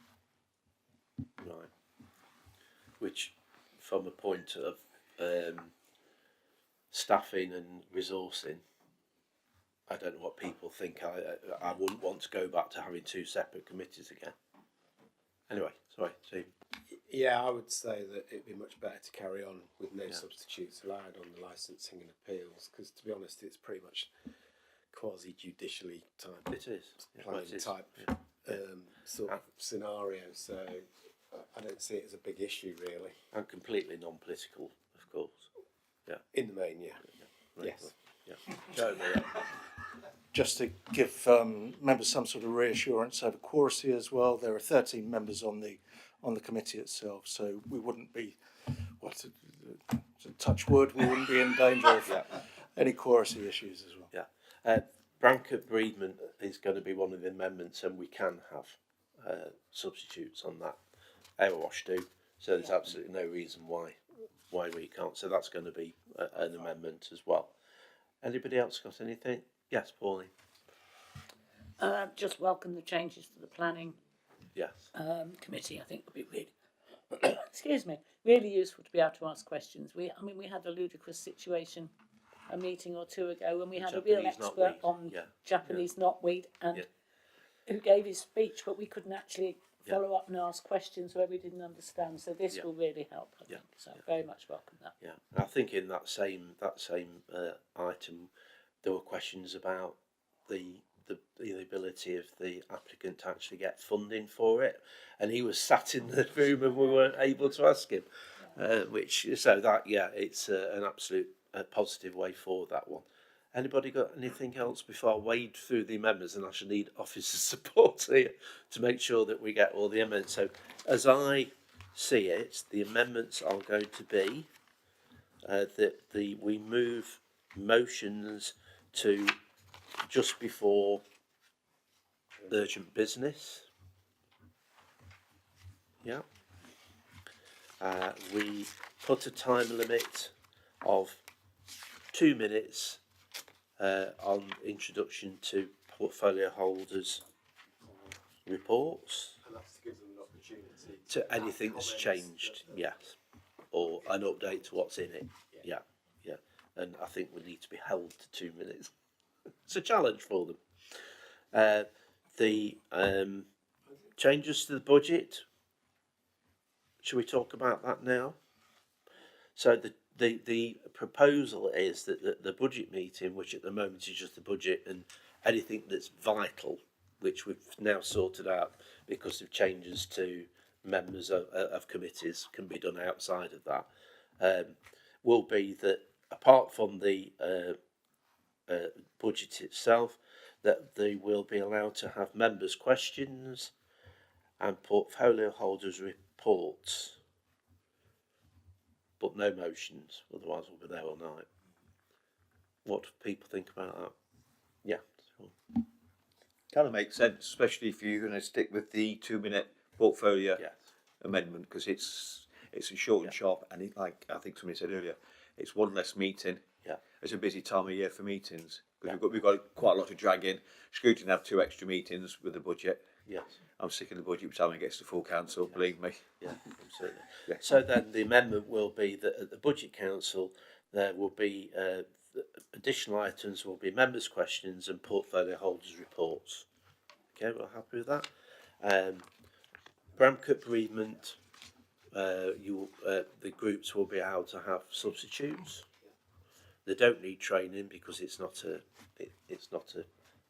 quasi judicial committee. And were there any more? No, we haven't decided yet. Have we decided about allowing ex officios? Is that still to be discussed? So we could have another meeting about that, and we could actually take that to whatever future meeting that we can. It'd probably be July, won't it? Yeah. Yes, that's a matter for members. Yeah. Okay. So with those amendments, I will propose those amendments to the Appendix 3. That just the 4 amendments. Is that right? Yes. Yeah, that's right. Yeah, 4 amendments. So I propose the amendments. I'll second those. Okay. Can I see all those in favour of the amendments? Anybody against? Abstentions? That's fine. So if we move to the substantive, which is the committee is asked to recommend to the council that the amendments to the constitution as detailed in the amended Appendix 3, that's what you should read now, be approved. Can I have a seconder? I'll second. Okay. All those in favour? Anybody against? Abstentions? No, that's fine. Okay. That could have been tricky and it went through quite well. So, the quarterly complaints report, this is 297. Again, we're asked to note the report. Over to you. Bear with me a second. Okay. Good evening, members. So this is the quarterly complaints report that deals with quarter 2 for the complaints made against the council. So it follows the same format that you always see when it comes to these committees. Sort of the Appendix 1 will show you the overall stats, including Stage 1, Stage 2, and compliments received. Appendix 2 will show you the individual summaries for complaints that have been investigated at Stage 2. And then Appendix 3 will show you the outcomes of the recent Ombudsman cases for quarter 2 as well. The headline news is just that we've had 167 Stage 1 complaints, 31 that were investigated at Stage 2, and then 3 were investigated by the Housing Ombudsman. I'm happy to take any questions if anyone has any. Right, thank you. I'm right in saying I think that the housing ombudsman reports are coming up with another item. So Yeah, we'll wait. Through you, Chair. The complaints that are upheld. Yes. And are shown in Appendix 3 are also in the item 10 of this agenda. So I would ask members not to discuss those now and wait until that particular agenda item. That's okay. Anybody got anything to say? Yes. Ian. Can I just ask a question about context in how this compares with previous quarters? And against the same quarter last year, if there's any seasonality.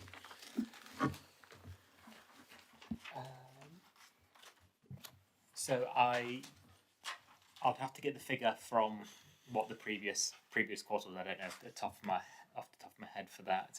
I think one of the things to note is with the recent fire safety inspections, I think that being being undertaken and the communal areas are being asked to be cleared. We've seen a bit of a spike in those complaints coming in, so that may have an impact on skewing the figures. As you can see, there's quite a sharp rise in housing operations complaints, and that's where that would sit under housing operations as the the team that manages tenancy.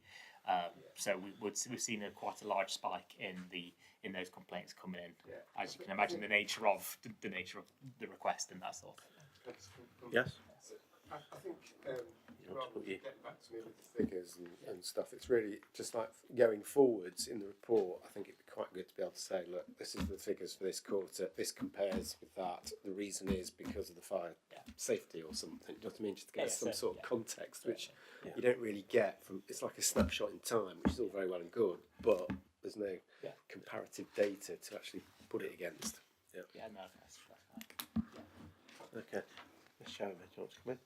Thank you, Chair. We are also seeing a rise in the numbers of complaints, stage 1s and stage 2s to a certain extent. Aaron's already explained one of the reasons.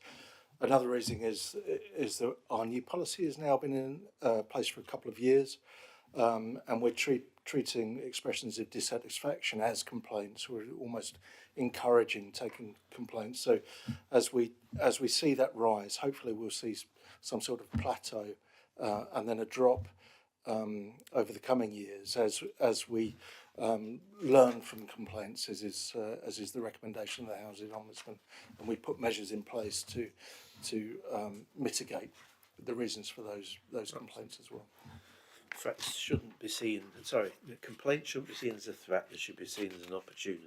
Yeah, as long as you learn from it. Yeah, absolutely. Anybody else? Yes, Councillor Owen.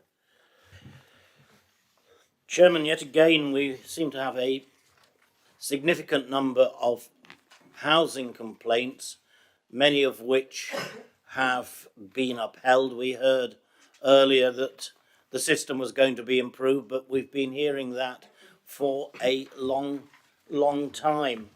I'm very familiar with one of the complaints on page 309 because the residents engaged with me a long time ago, and I find this quite a shocking case, quite honestly, Chairman. It's an elderly couple that were in designated elderly persons accommodation. Properties were then changed under the council's policy, and a mother and very young child was moved in next door.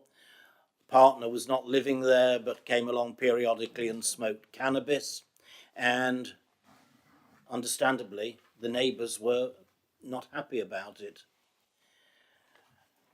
They complained and in the end they left the property of their own free will because they could stand it no longer and went to live in a caravan, and then applied for rehousing. It was against my advice that they did that, but that's what they did. They then went to a caravan and applied to be rehoused. And when a support worker went to visit them, they were told that on their record here at Broxtowe, they had a file which stated they were racist. Now, that is absolutely disgraceful because there was nothing to indicate whatsoever that they were racist.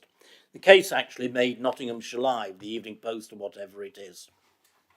And there was no indication in that report whatsoever. They made no racist statements whatsoever. But that was an opinion of an officer that was put on their file, and they only got to find out about it because a support worker told them about it. And naturally, they were very, very angry and upset. And they've every right to be. Well, this case has come to light as to what's on their file. My concern is how many others of our tenants who have the temerity to put in a complaint are labelled as racist. And they were of the view that it affected their chances of being rehoused. Eventually, and this has been going on for about 2 years, eventually they were given a bungalow. And I thought, thank goodness, their problems are now at an end. And mine are as well, because they were regularly emailing me when the email system was working. I was often grateful that it wasn't. But I had an email a couple of weeks ago, Chairman, and I know time's getting on, but I think I ought to read this in the context of this complaint. Mr. Owen, as you know, we have no central heating. They'd been put into a relet. They'd been put into a new property, not new to them, property. This has been all week.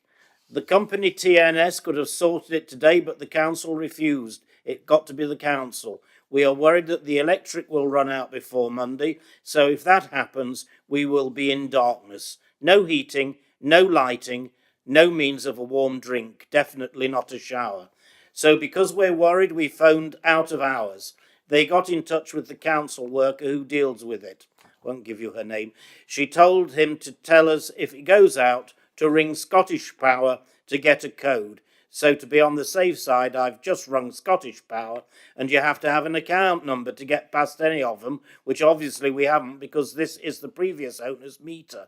We don't want this present paid meter. We pay our bills. We weren't even made aware of the meter. So if it goes, like I said, we will be in darkness. Absolutely disgusting. Number of jobs that need doing. No light. Bathroom, no light. The door doesn't shut properly. Couldn't get out of the bathroom the other day.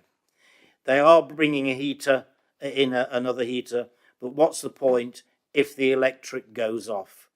And Mr. Owen, this company TNS could have serviced the boiler and got the heating, but the council won't allow it. And that is how we are treating our residents. We're labelling them racist when they complain, and that's how we're treating them.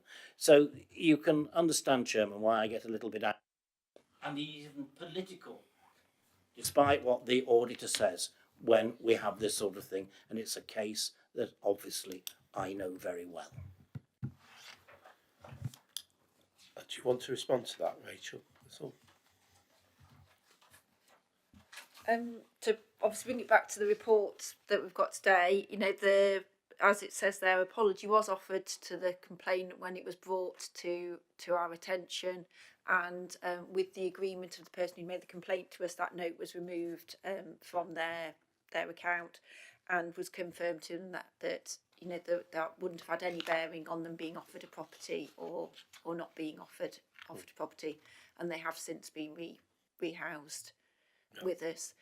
In regards to the other matter, in the issues when they moved into that property, I know Councillor Owens had a response back from our repairs and compliance manager explaining why that occurred.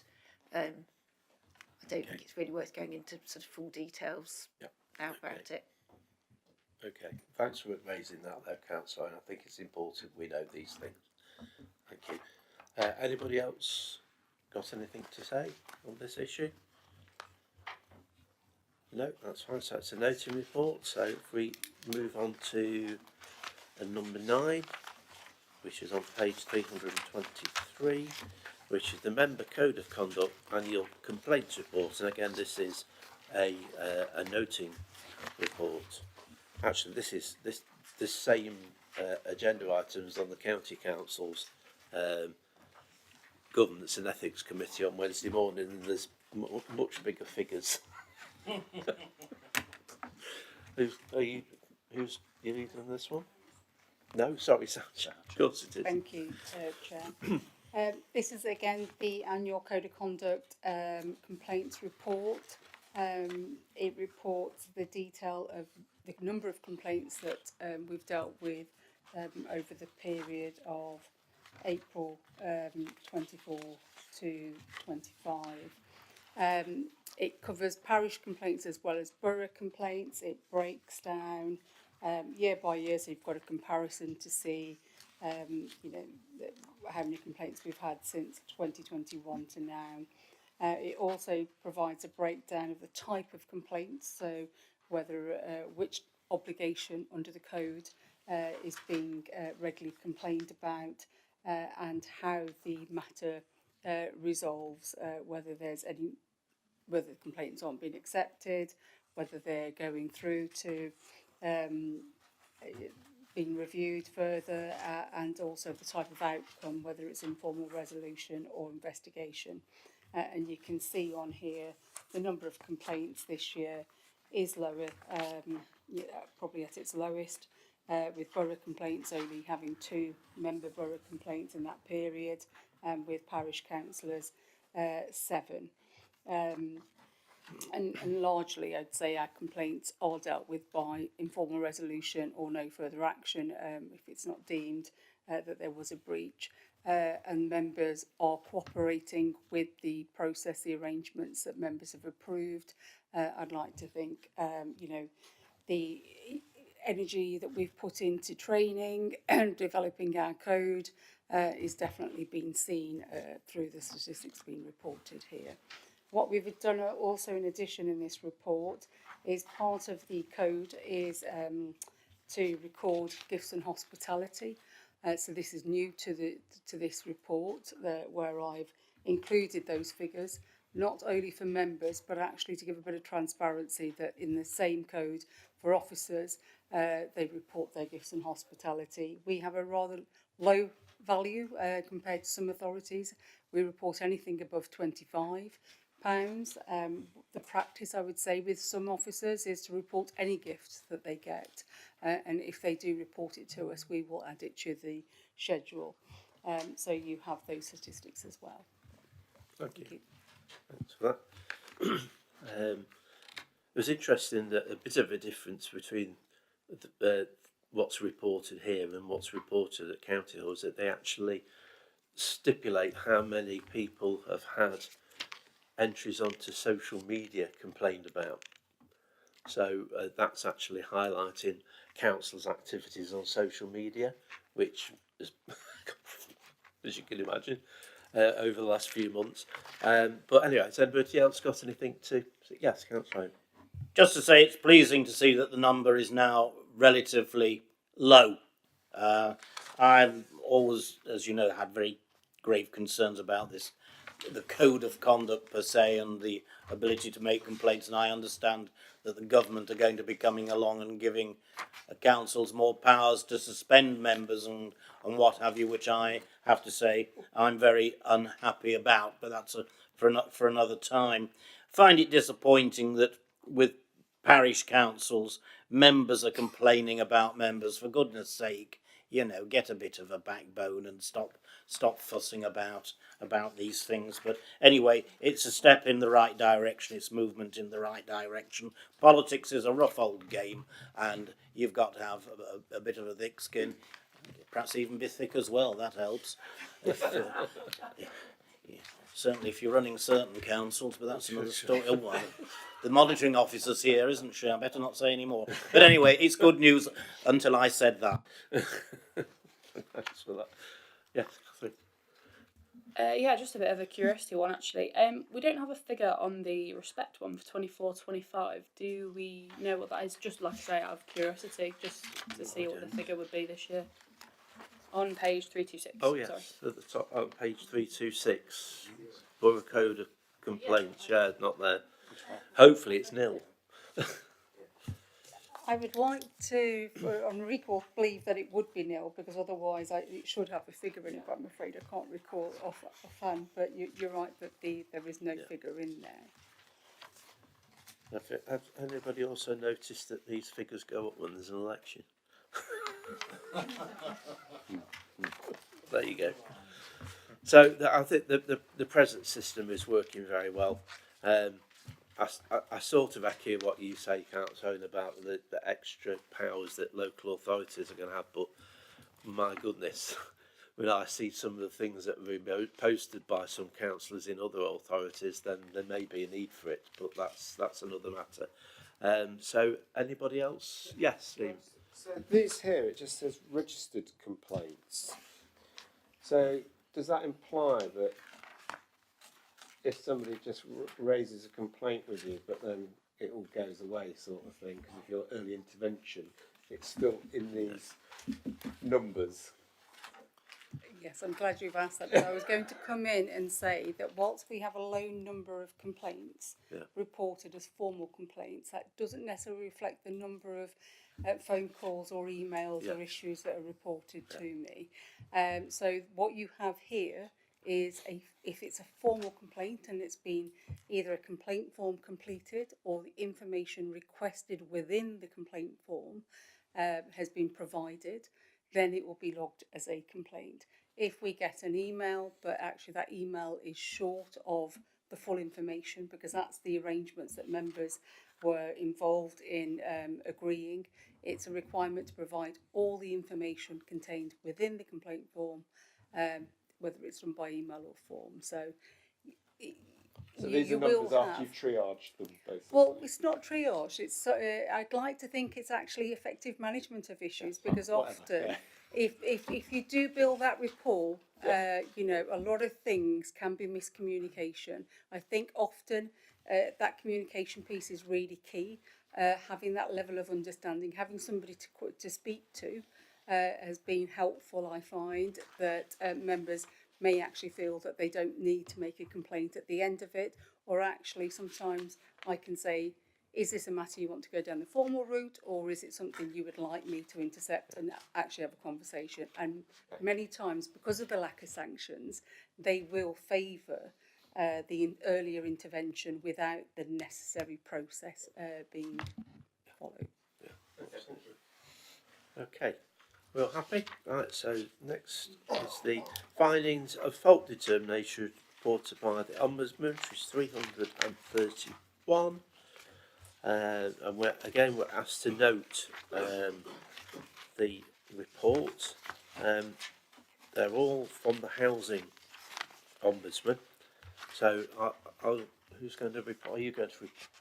I can. Yeah, you start on this. Yeah. So, as mentioned in the previous complaint report, these are the recent determinations from the Housing Ombudsman where they found fault. I think some of the key sort of takeaways for these reports is that on two of the three complaint reports, the Housing Ombudsman have actually agreed with our findings and identified that we've put the appropriate steps into place before it's then gone to the Ombudsman. So it's sort of showing that our complaints process is getting to that point where we are dealing with the problems before they reach the Ombudsman.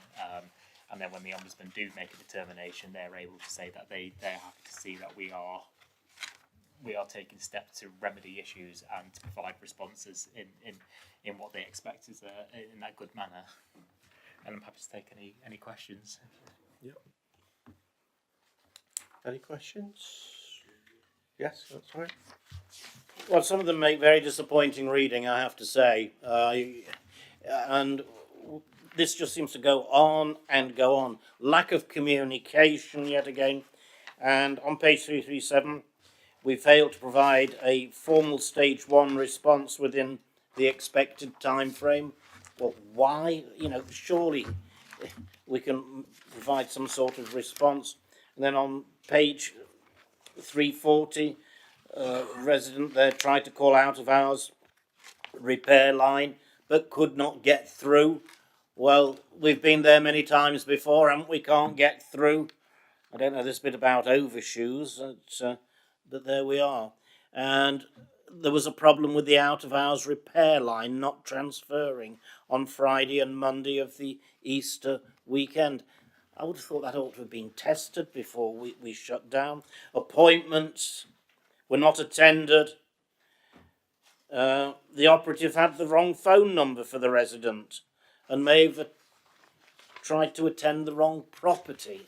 Well, for goodness sake, it really is extremely disappointing that we're still making these fundamental errors, and I just wonder when we're going to see some significant improvement, because at the moment it's the same thing every time we have a meeting. We have this level of complaints, and it's not good enough. Before I bring in Rachel, I think it's needs pointed out that there's a lot of interactions between our housing officers and the repair staff and our tenants, and this is while they're important and as I said earlier, we need to learn from these things.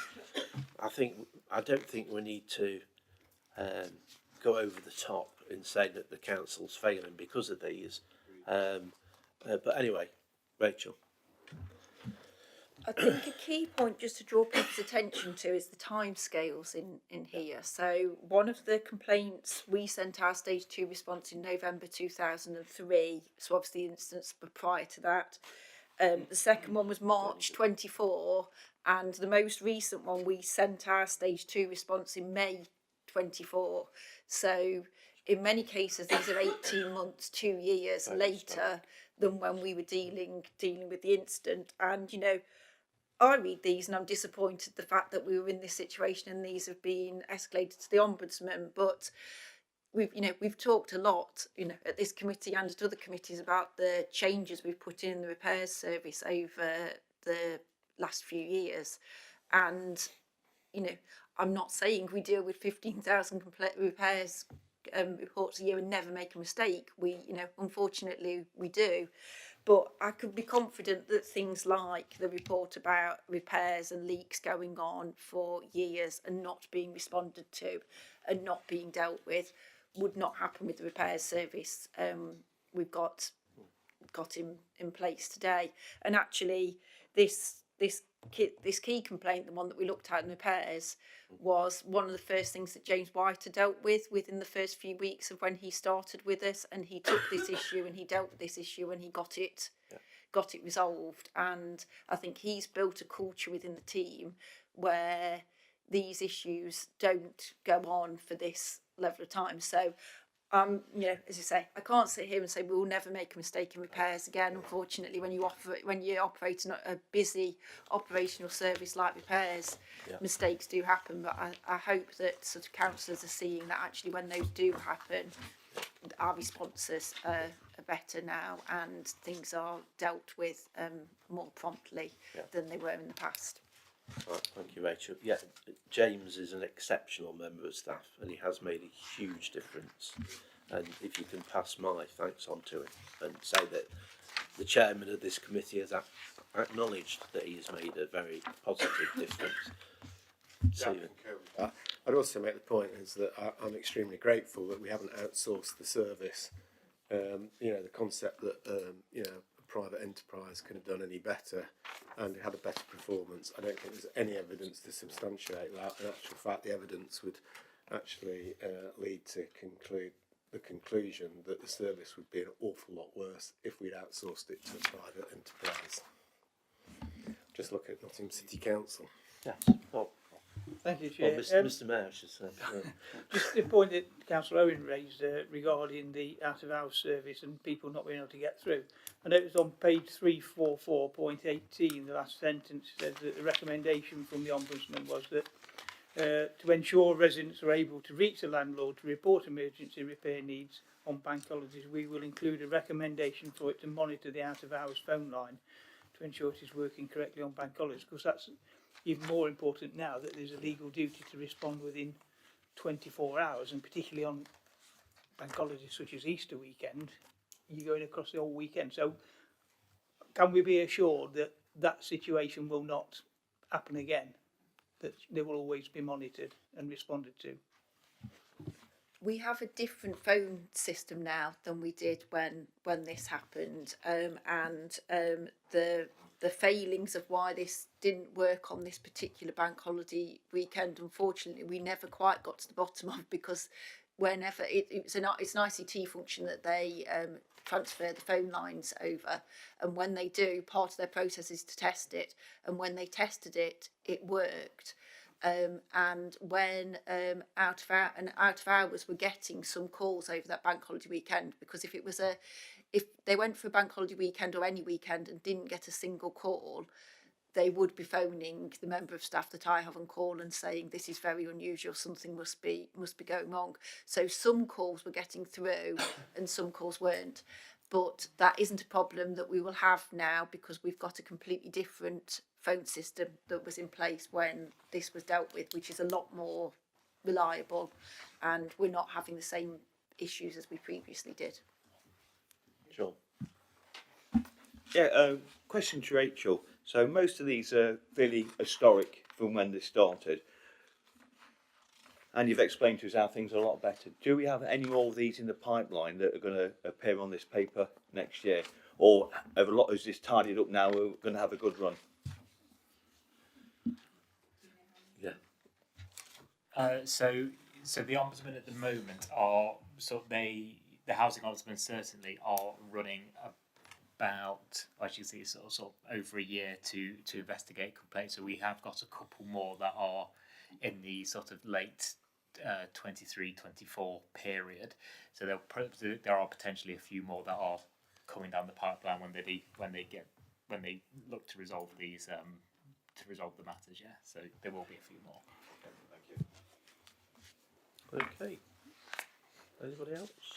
No? Okay, so that was a noting report for that. So the final agenda item, number 11, which is the work programme. The committee is asked to consider the work programme and resolve accordingly. As the presume the one in May, we don't know the date yet, the annual constitutional review is to actually mop up what we haven't done already. We're not starting another one, are we? Sorry, Jeremy, I'll bring you in a minute. Jeremy, go on. Through you, Chair, the programme meetings will go to Christmas Council. Well, Yeah, yes. so we'll find out that May date then. Well, okay, that's brilliant. Lovely. Okay, any questions? We're happy with this. So I'll propose the work programme. I'll second it. That's right. All those in favour? I think that's everybody's hand gone up. Right, okay. Thank you very much. Longer than usual. Important stuff. So we've got some more this weekend.